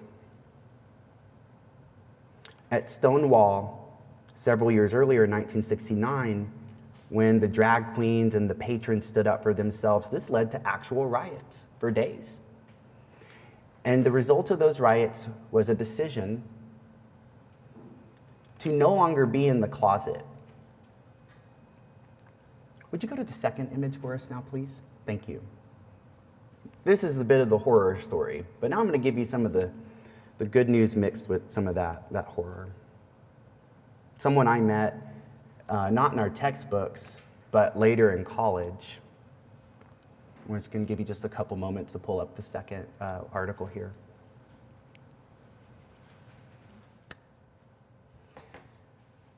Ladies and gentlemen, and however you identify, I'd like to introduce you to Bayard Rustin. Some of you might know who he is. I did not. He organized the March on Washington in 1963. He was an organizer, and he is nowhere near our textbooks. The March on Washington was a march for jobs and freedom. The history I shared with you all last week when we did our budget conversation, and I talked to you about how until 1970s, it took until 1970 for the city of OKC to turn to its black residents and say, we're gonna right this ship. He was there organizing this march to start righting the ship in 1963. We do not know his name in our history books because he is gay. That's why, and there's no other reason. He's gay. If I had known who Bayard was when I was 6, 7, 8, 9, 10, 11, 12, 13, 14, 15, 16, 17, 18 years old, before I came out at 19, when I was being bullied, when I was also being loved by my friends and supported by my family, if I had known someone like Bayard called America their home, maybe some of the most dangerous thoughts would not have entered my mind about my lack of self-worth, about not being proud of who I am. Because at the same time, let me tell you how brave Bayard was. Here in the city, in Oklahoma City, while Bayard is doing this, we had police that would raid bars and clubs all across the city, and they'd arrest them. One was Paul Thompson, a lawyer, a former Ward 2 resident. Paul went into a beer bar, and when he went in, he said hello to 3 friends, kissed them on the cheek to say hi. He didn't know an undercover officer was beside him. And when he went out to the parking lot, there were swirling lights. And Paul spent the night in jail. This was common. Often, upon facing arrest, an individual would find themselves in jail, and here's where it got really bad. And I want you to remember we live in a capitalist society where your labor, right, is how you take care of yourself. It's how you have the roof over your head. So let me tell you the horror then. Imagine, not only are you arrested for no other reason than you are attracted to someone of a consensual age of the same sex. Imagine your state newspaper printing your name, your home address, and your place of employment. And that's what the Oklahoman did for decades. When you hear people say the closet, that is what the closet is. The closet is people afraid to lose their job. Afraid to lose their job. Because without the job, where are the healthcare benefits? Without the job, where is the shelter? Without the job, where are groceries, clothes, dignity? That is why when Stonewall occurred and people said no longer we're going to be out, we're going to have a pride parade to celebrate who we are and our sacred worth, that was what we call coming out of the closet, being visible. If you ever hear sometimes people say, why don't we have a straight pride? Spoiler, it's every day. It's every day. Let me give you all a question. Ask my fellow counselors, you should ask your constituents this, particularly if they're LGBTQ. Ask them one question. How safe do they feel walking on a sidewalk, on a first date, or on a 10th anniversary, holding hands? Please ask them that. Because I will tell you, the overwhelming majority of them will tell you how unsafe and unprotected they feel all across this city. Because it's not just that history of law enforcement I'm talking about, and we all know this secret. There have long been bullies in all of our communities who call us the worst names and threaten literal violence, often resulting in death. This is why suicide rates are 3 times higher amongst our youth, my students. It's because they often live in fear of literal violence done to their bodies. They live in fear of not being able to participate in the marketplace. And bless their hearts, they live in fear of not being loved.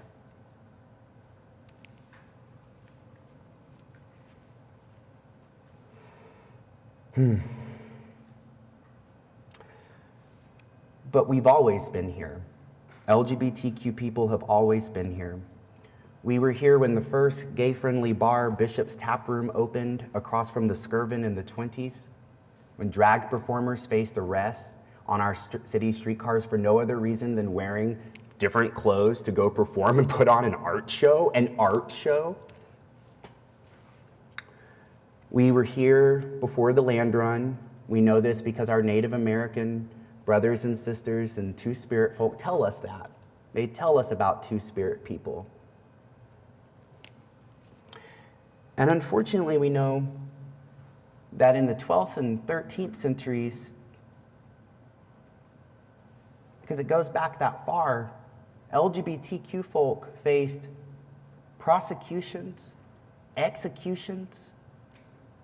I suspect that's why when the first Pride Parade happened on 39th Street, and imagine you're walking from Classen West to Penn and 39th where Engels calls home.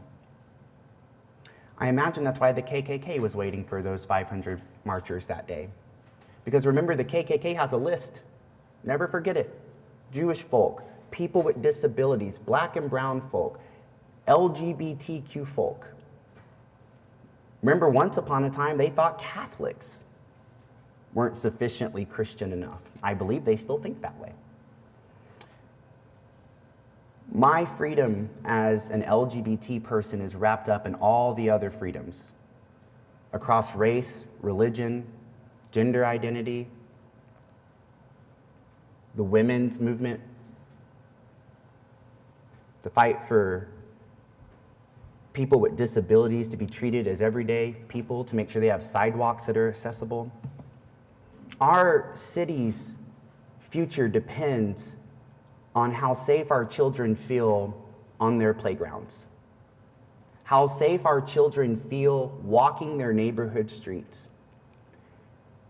I think we're in a better place than we've ever been, but we have work ahead of us because too many of us are still in the closet, afraid to lose our jobs, afraid to lose our churches, afraid to lose our families, afraid to lose our neighborhoods, afraid to lose our lives.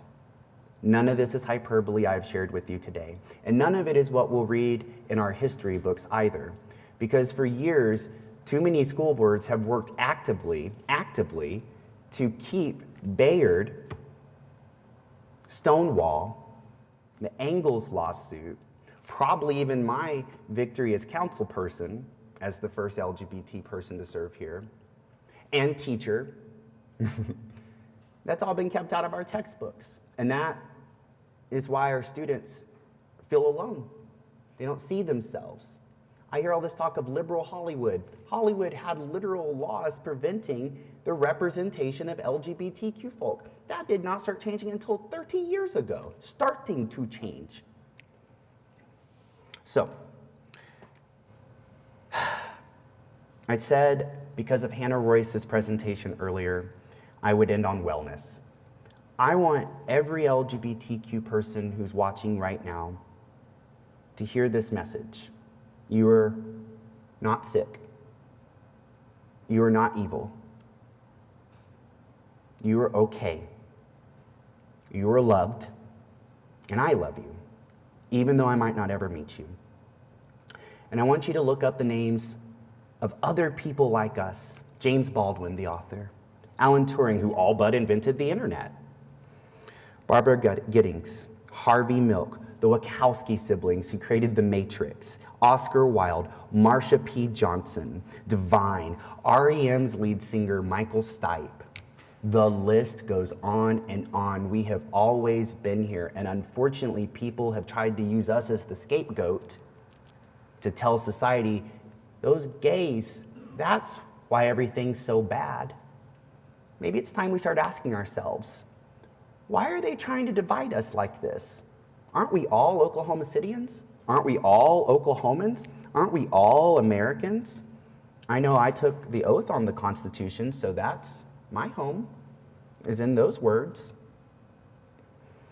And remember right here, we've had people like Tony Sinclair and Ginger Lamar and Keith Smith and Paul Thompson. You name it, we've had them. There are women, there are trans folk. We are in a better place. But how long we keep that place will literally depend on each one of us and how we treat each other and how we affirm one another. Today was truly one of the scariest things I have ever done.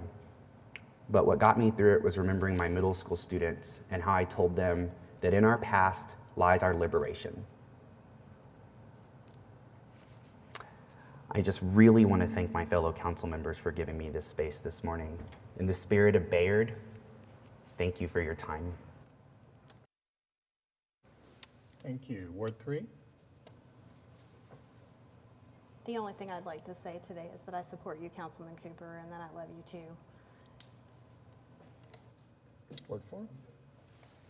Ward 6? Yes, thank you. I think I just want to say a few things sort of, I think, oh my goodness, I'm not good at this.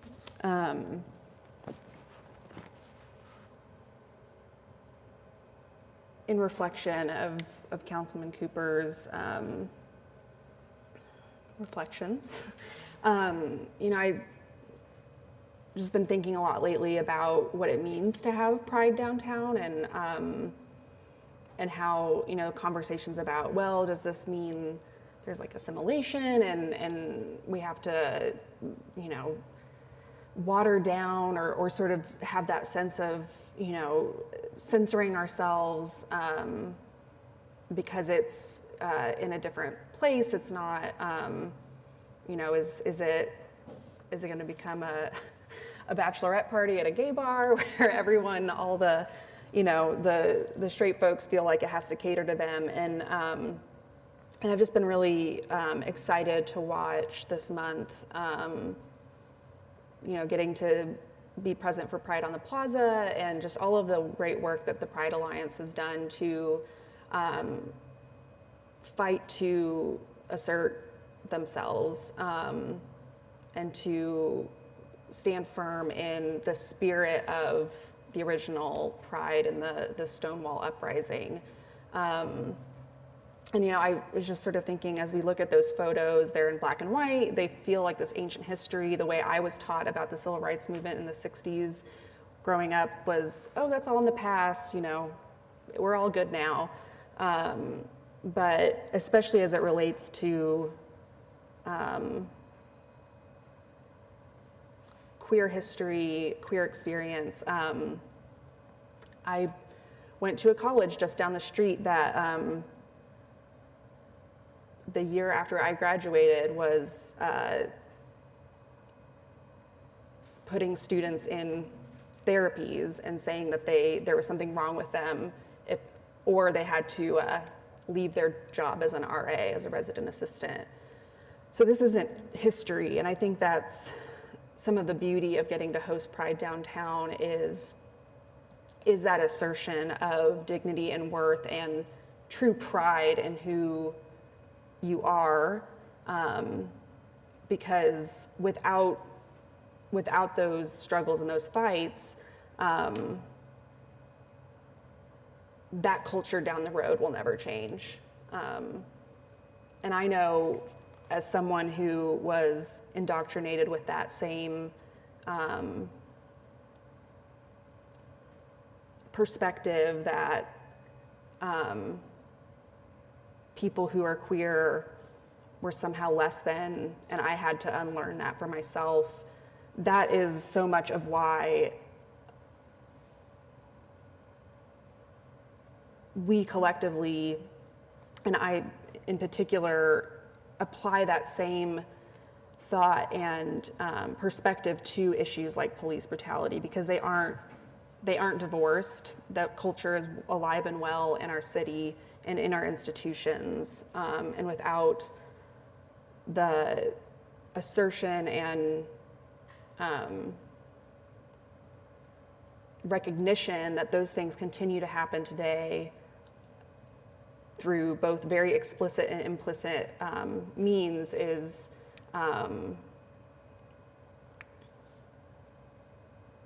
heartbreaking. But I recognize that in many ways we have come so far, but recognizing that I heard complaints of a city employee bragging in a public place a few weeks ago about calling a former other city staffer a he, she, an it. That culture is alive and well in all levels of our society, and so I want to say thank you to all of the work that our queer community has been doing to, in the face of that the idea that someone gets to walk down the street and not be afraid of physical harm because of who they are, that's not ancient history. And I hope that this step of Pride getting to be downtown is that continued step of asserting worth, the dignity, and hopefully changing hearts and minds and institutions as we move forward as a city. Thank you. Ward 7. Yes, to Councilperson Cooper, I see you, I hear you, and proud of you, and also love you for being who you are. Thank you. And also to echo the words of Councilwoman Hammond as far as Scissortail Park, I know a lot of us, some of us are saying it's not for me as far as Scissortail, just the park in general, but I think what we have seen is the way it has brought people together in a way I don't think any of us could have imagined. And I say that in reference also to the things that we heard that are happening tomorrow, this weekend there, but also this past Sunday with the Juneteenth culmination at Scissortail Park for a movie night. And also with the Skydance Bridge being lit, the colors of the Juneteenth flag on Saturday and the Liberation colors on Sunday. It's small steps that help us to understand and to see that we do matter, but it also takes us to see those people as well. And that takes work, and it's going to continue to take efforts from us. And I do want to also congratulate the folks who are responsible for all of the work that they've done all month to get Pride in the way that it is just inclusive for everyone to be a part. And honestly, I think that's long overdue when you think about just the ways people can express themselves and be themselves.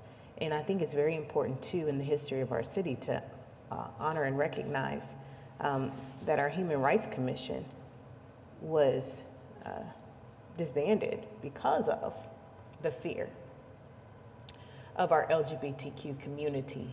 So now, as we revive that commission, we look at that inclusiveness once more of welcoming everyone that has not had a seat at any table, that we now say as our Human Rights Commission that you matter, and that we want you to know that you matter for our city as well. So with those things, I think it's important for us to honor the space of our ancestors pertaining to not only Pride, Stonewall, but also our ancestors pertaining to Juneteenth.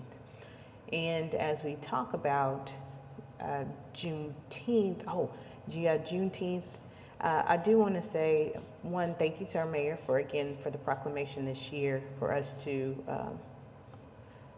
honor Juneteenth Unity Week this past week. And it was a beautiful thing. We had already started and prepared this proclamation and signed it. The mayor had signed it.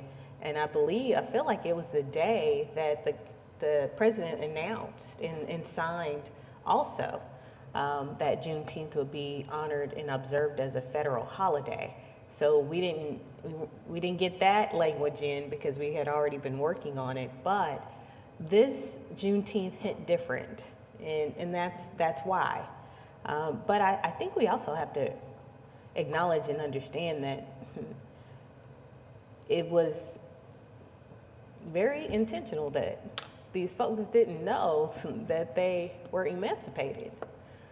Even though we say Juneteenth is the day that they received the word that they had been, it speaks to how we still have to work through a lot of things that we need to do for our communities. So I'll stop there with that.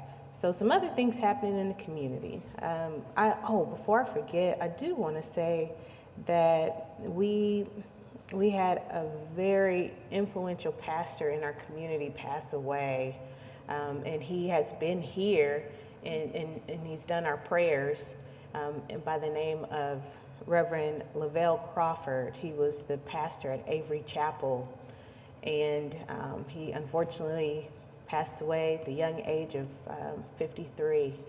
But for him to come from Florida within the less than 10 years and turn that historic church around in the way that he did, and also work with the elected officials and myself, he will be missed for his commitment to the community. He came to work and he wanted to be integrated in the community, and he was integrated in the community, and he didn't have a problem calling this office asking about things that were happening pertaining to the church. So when I had no idea he was sick, so when I received the news that he had transitioned, it was very, very sad to hear that. You know, it hit like a ton of bricks, because you never know what people are going through, clearly. But for Pastor Crawford, and my thoughts are truly with the Avery Chapel Church, because I know this was a tremendous blow for the church, and now for them to look at replacing a pastor that gave them hope again, and now for them to look for new hope. I know that's going to be a task and some big shoes to fill for that community in our Northeast Quadrant.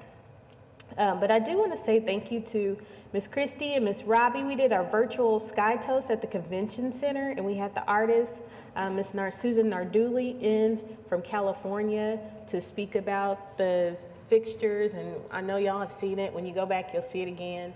But it was really, really very nice to do that sunset toast and see and hear from the artist herself. So I just want to send kudos to those ladies for putting that together, and for allowing me to speak and even talk about that space that sits in the corners of South Oklahoma, which is what it was called after settlement, and where Black communities were living, and that's where Sandtown and Orchard Park, all of those other towns, Westtown, those communities live. So my paternal family, even up until my grandparents and my father passed away, they stayed on the South Side, and I never understood why. I was like, there are no Black people on the South Side, but it speaks to why we have to continue to tell those stories. They just migrated, they stayed there.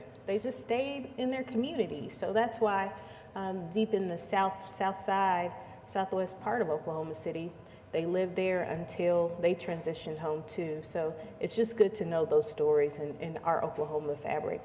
True Sky Credit Union is coming to our community. They will open this Saturday, and they have been in our town and at the community market yesterday buying groceries. They were buying groceries for the community. So that was really cool for them to say, well, they're welcome to our neighborhood. And also our new homeland, if you hadn't heard, there is a hiring event today. It's happening today and tomorrow. They're doing it from 9 to 4 at the American Job Center. So we were able to tour the store yesterday. The fixtures are in, the finishing touches are being done. And this is something that our community has been looking forward to for a long time. So all of the excitement is there, but we need some folks from the community to be employed. So again, this is a 100% employee-owned store, and we want to make sure our community receives those job benefits from that. And that you can go to homelandstores.com/NEOKC jobs. And this Friday at the Science Museum, Oklahoma, if you have not been, it's SMO 21 and up. So this means you can enjoy the experience at the Science Museum if you're 21 and older from 6 to 10. This is something I read, and I'll stop with this. I read something, an article this morning that I was reading, just caught my eye, and it talked about high segregation still exists all across the country. And so I kept reading, and then there was this map, and it said, go, look at your city and see where it is. And Oklahoma City actually ranks above Tulsa. We are a high segregated city. And that is not surprising, but at the same time, it just explains the work in these conversations that we need to continue to get work done. And also want to thank the Alliance and our State Historic Preservation Office for the certificate for that landmark designation for our Oklahoma City Federation of Colored Women's Clubs.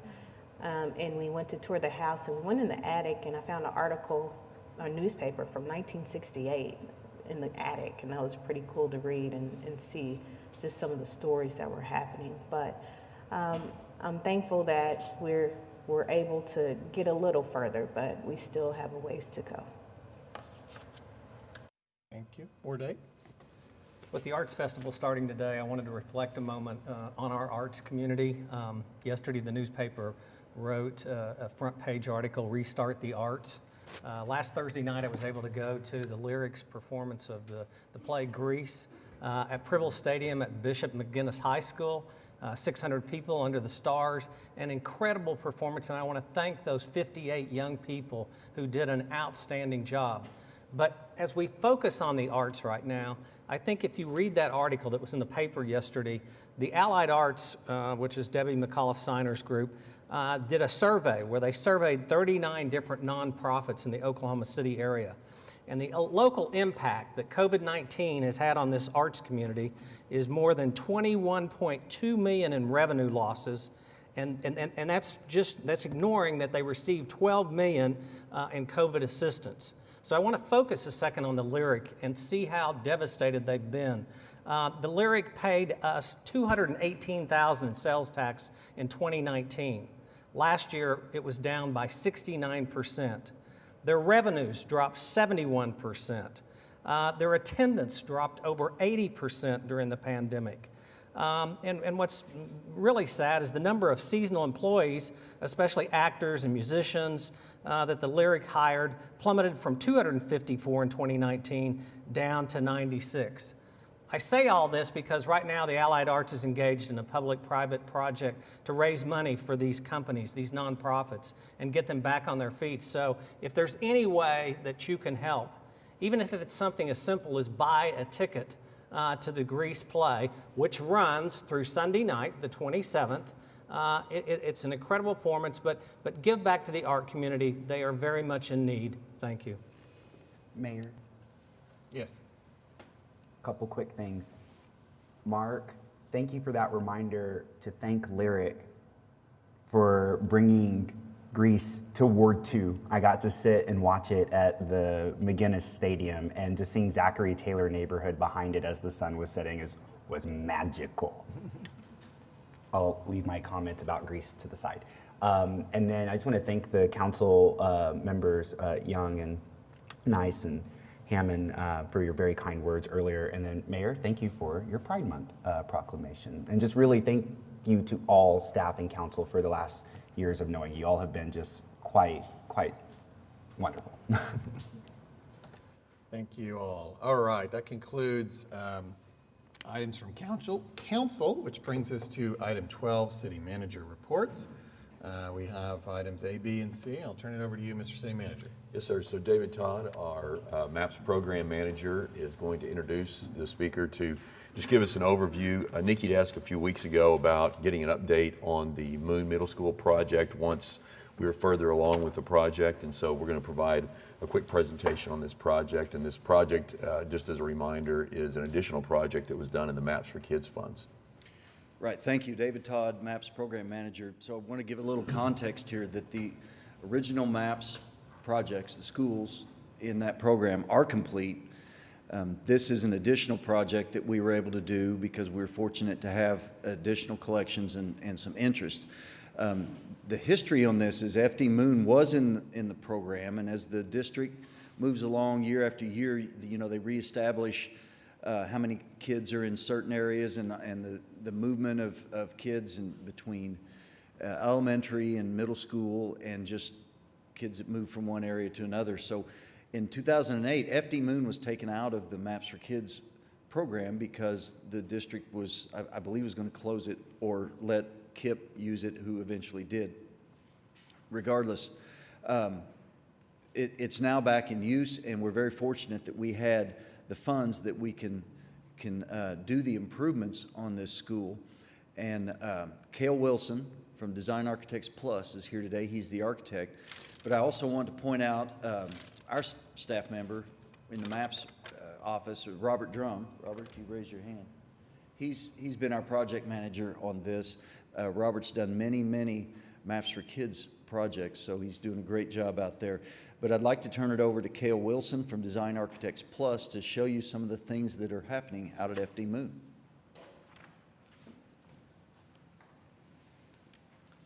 Thank you, David.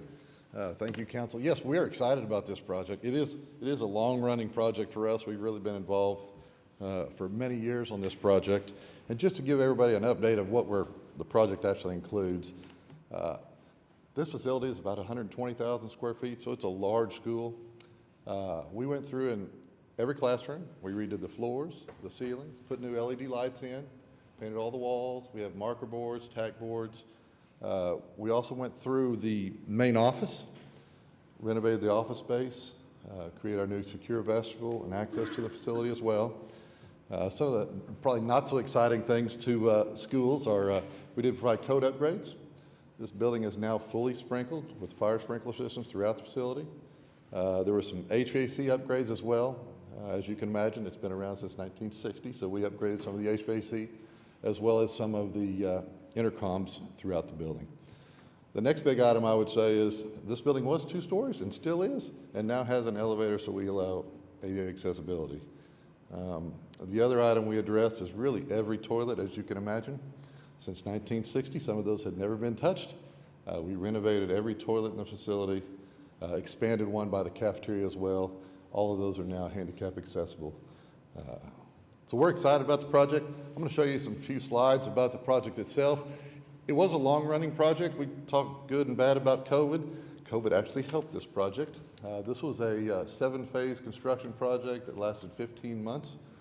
As you can imagine, this was going to be done during school with kids in school. So the 7 phases were moving people around. Good thing about COVID, we didn't have kids in school. It was a little bit easier on our contractor, which allowed us to have some better quality than, along with speed on the project. The last phase we're in now is highlighted there, which is actually phase 7. That's the front office area that's being renovated now. That office area also includes the elevator and secure vestibule. So the project itself, this is the additional toilet. We've tore down the existing toilets. As you can see, Mr. Gary Jewell with the school district looking at the work, as well as the new toilets and access toward the toilets. Before and after toilets, really all of the toilets look like the picture on your upper left, with the step up to the urinals, which is an interesting as a guy. We don't see that in today's world, nor is it handicap accessible.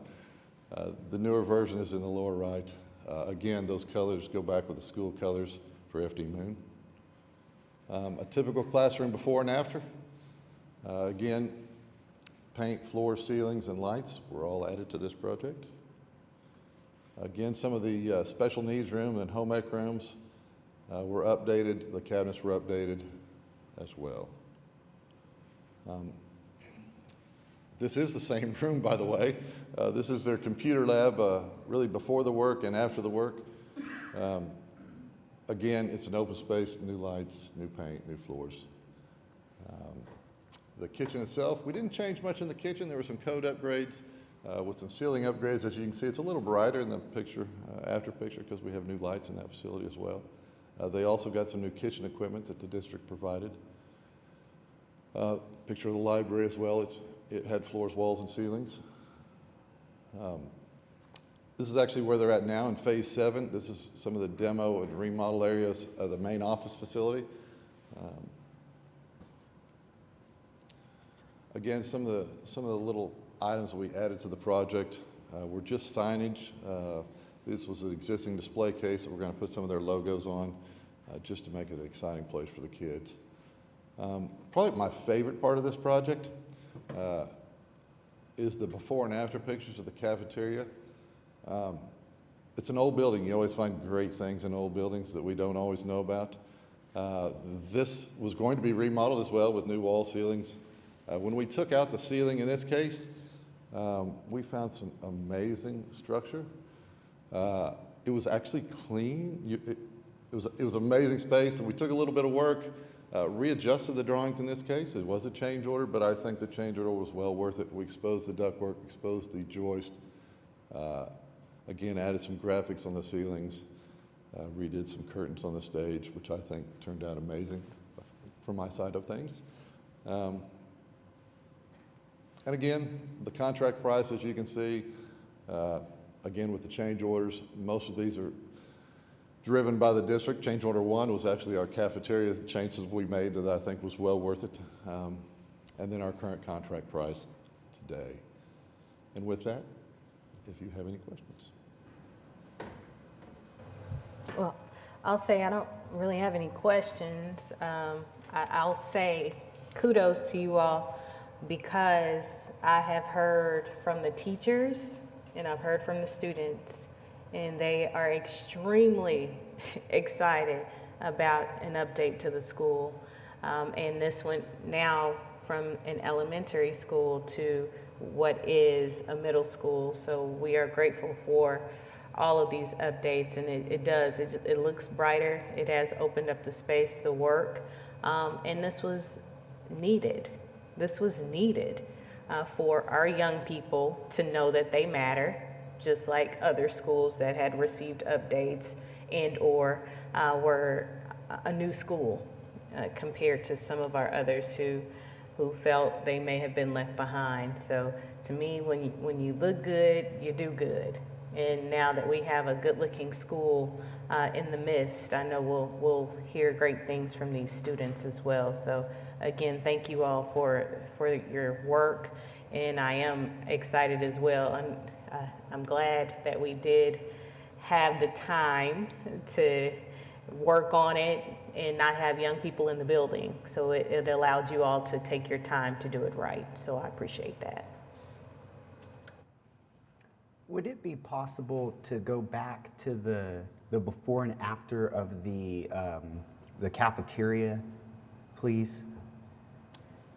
Okay, yeah, and then the I just, look, as a former middle school teacher who has spent many a time having lunch with the kids in there or going to assemblies, that environment that you have created, that, to Councilwoman Nice's words, that is going to really matter to them, and it's going to help them feel like they matter.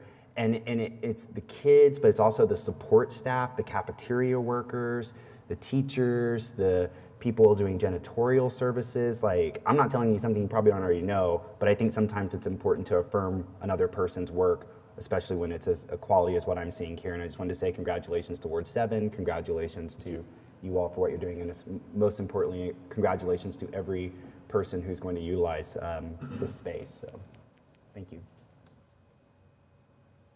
Thank you. Thank you.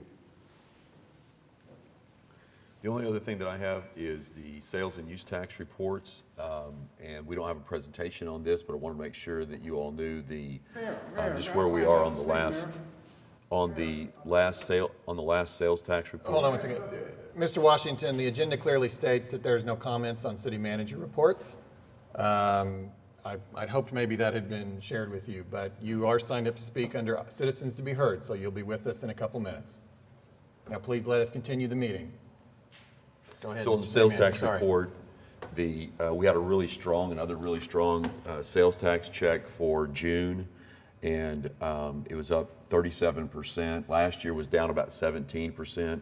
It's our second largest sales tax check that we've received. You know, I said last month I didn't think this would be a trend. I still don't think this is a trend, but I'm really surprised to have another really strong month like this. I think it's really great news for us, a great way to finish the year.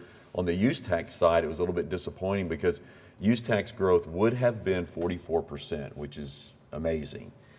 There was a refund to one vendor from they had paid use tax back in 2015. They'd filed a claim or a request that they felt like they had paid that incorrectly. They filed in the time that they should have.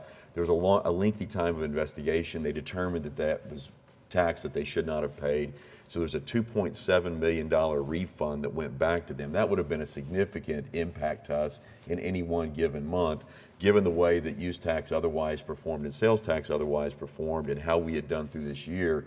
It really couldn't have happened at a better time. We never want to see something like that. Refunds happen all the time.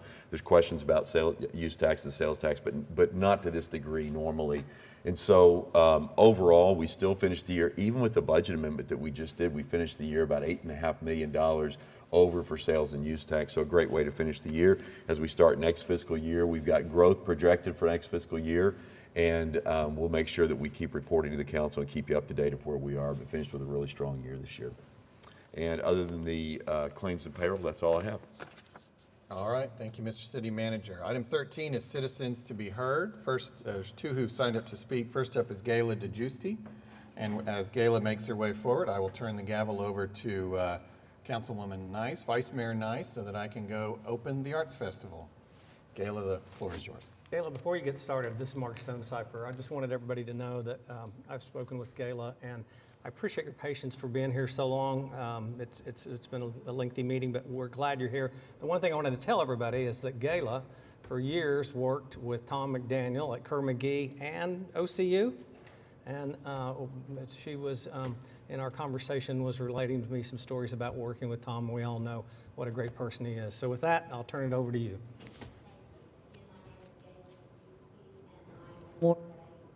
Mr. Freeman, I'm here today to express a concern of an ongoing pothole problem along North County line, specifically between Northwest 143rd to Northwest 150th and on up north to Northwest 164th. I believe it's a safety concern. There are numerous potholes. The citizens in our area call and report this to city action, and they are taken care of. It doesn't really take that long, but there are numerous repairs. There's also no center line or any markings on any of that area, which I think is a safety concern. As Mr. Stonecipher mentioned, I spoke with him. I've also spoken to Debbie Martin. Both have been extremely helpful in explaining the process to me, if I understand it correctly. We operate on a 10-year agenda, 2015 to 2025, and this area really isn't represented on that time period. I also understand that they look at the amount of traffic, the number of repairs, and the cost of repairs to get that on the agenda. And they have assured me, though, that if I call, they will promptly handle this, which I do feel good about. I also called the Canadian County Commissioner, Mark Hayter, thinking that maybe it was their responsibility or they might take a little bit of responsibility or even maybe a joint venture. But he spoke to me about all the numerous things they have done in his district and told me that the area I am talking about is solely the responsibility of Oklahoma City. I've lived in this area since 2008. We were the farthest out in that area at the time. Now there are many new houses, housing additions, many work trucks, construction trucks, as you can imagine, people going from Piedmont to Oklahoma City using county line. My hope today is that, if possible, something could be done to speed the process of resurfacing of this area up. If it can't be done on this agenda, at least be put at the top of the next agenda. Thank you. And so you'll understand the process a little better, Gayla. I've asked Eric to speak about this for a minute. He's the director of our Public Works.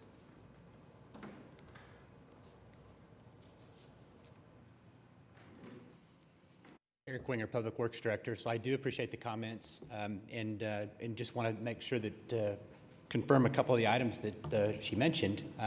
We are actively looking at all streets in Oklahoma City and making rankings of them. We're looking to do that again this summer. We're collecting new data now so we can help prioritize streets as we get ready to identify hopefully new resources and actually begin some of the planning for projects in the coming year. County line is one of the roads that we have looked at. We actually do have a project that's in design right now to resurface County line from 150th to 164th. So it's a project that I would hope that we could begin within the next year. We also have a second section that wasn't mentioned from Britton to Hefner. It's a part of our 2017 bond issue as well, but it's a few years out. So we simply are just having to prioritize streets across our city. As we look at our 3,500 centerline miles of road, it is difficult to do them all at once, and so we are going to continue to focus on those. But I'll take a look at the area that's south of 150th. I know that it was mentioned that there are a lot of potholes in this area, and again, as mentioned, the Action Center is that best resource to get our crews out as quickly as we can. And if there's some other opportunities we can do for some advanced maintenance, if we have that many potholes occurring in one location, we can sometimes do partial street repairs without doing a complete mile of roadway. There's problematic spots, and so we'll look into each of these. Appreciate the comments very much. And again, if you go to okc.gov on our city's website and you follow the links to Public Works, we do have an active project map that you can basically zoom into any location in Oklahoma City and see the active projects. It'll give you what their funding source is, and it also gives you a projected year at which they'll start. The other thing, thank you, Eric. The other thing I'd tell you, Gayla, is that Eric was kind enough to get in the car with me before your call, and we drove that part of the ward. And there are some problem areas. One in particular is Morgan Road, and we've been looking at that for quite some time, and some people are frustrated where we're at with Morgan Road. I have good news to report that resurfacing on Morgan Road will start hopefully August, September timeframe, and it will last 30 to 45 days to complete that job, which is about a 2.5-mile job. Did I say that correctly? So we've got some good news coming, at least with Morgan Road, and we'll keep working on County Line, and we really appreciate you being here today. Thank you. So now we know what we have to do for Mr. Winger to get some help. Just put him in the car with us and ride him around. I understand. Be looking for that phone call. We have one more citizen to be heard. Mr. Washington, please state your name and address for the record, please. Thank you. And Michael. 3 minutes, please. Yeah, Michael Washington, 2900 Northeast 18th Street, Oklahoma City, with the bam, bam, bam, 111 on the back of it. Now, this crap going on here. Let me say that I'm here standing here today on behalf of the family of Curtis Buff Williams, the young black man who was slaughtered in the Oklahoma County Detention Center on March 27, 2021 of this year. I'm here to inform the city of Oklahoma City, the Oklahoma County Criminal Justice Authority, its county commissioners, as well as the Oklahoma County Detention Center, that you have now been put on notice that a lawsuit will be filed on behalf of this family in their grieving moment in time of this unfortunate tragedy that struck a young man who was subjected to cruel and unusual punishment on a daily and a recurring basis there in the Oklahoma County Detention Center. Excuse me, I left the D out by purpose. Now then, we're here today to let everyone know that we will be out here as continually my organization, Oklahoma Coalition Against People Abuse, where our motto is change your world and your world will change around you. We'll be out here again this coming Saturday, as we do every Saturday of every month, to protest the horrendous conditions there in the Oklahoma County Jail that exist today. And we will not be fooled or misled by the liars who claim from the Oklahoma Criminal Justice Authority that they are making changes. That's what they want to say to throw the public off. Well, my group did not believe this, and we're accepting it. And we are going to let everyone know, too, that the $4.9 billion lawsuit will be filed against that facility and those other entities and persons named therein. We would not tolerate any kind of harassing, frivolous, totally inhumane conditions to be perpetrated by people who are protected by or in the interests of the vendors who are inside the county jail. Let us understand that we only know that there's been money that's been redirected, rechanneled, destroyed, and put in personal pockets. Is why we see the condition of the county jail, and we will not tolerate it any longer. So I want y'all to know that we are going to be out there again on the 26th, that's right, this month. And we would ask all of y'all to come out there and protest with us the horrific, dehumanizing, bedbug biting, I can't sleep, hairy conditions in finding that Oklahoma County Detention Center. I did put the D back on it again for purpose now then, so that everybody can have an understanding. We want to also say too that we want Chief Wade Gurley, you need to go. You're no good. 30 seconds, You're a please. perpetrator. You're a white supremacist. You don't like black folks. Anybody has a right to not like me, but you're not going to use your position to not like me as a way to discriminate and to violate the common courtesy and common sense approach toward the individual right to equal access of government officials. Thank y'all very much. And again, I think we need to have a vision up here where we can see how much time we have left, because we're taking the word, and I don't disrespect to you, Ms. Simpson. But again, we'd like to be able to see it. I should be able to see, how much time I've got left, and I can better It should be on prepare the myself lap. for leaving. Thank y'all very much, and I will be back. Again, your notice of intent to sue will be filed today. Mr. Municipal Council, Kenneth Jordan, have you a good day. Thank you, Mr. Washington. If you look at the screen to the right, you'll see the time. Yeah, to the right corner, there's the time. No, on the screen, there's always the time. Yeah. So now you know when we say 30 seconds, it's real 30 seconds. All right, we will now enter into executive session, and we'll be back to finish our business.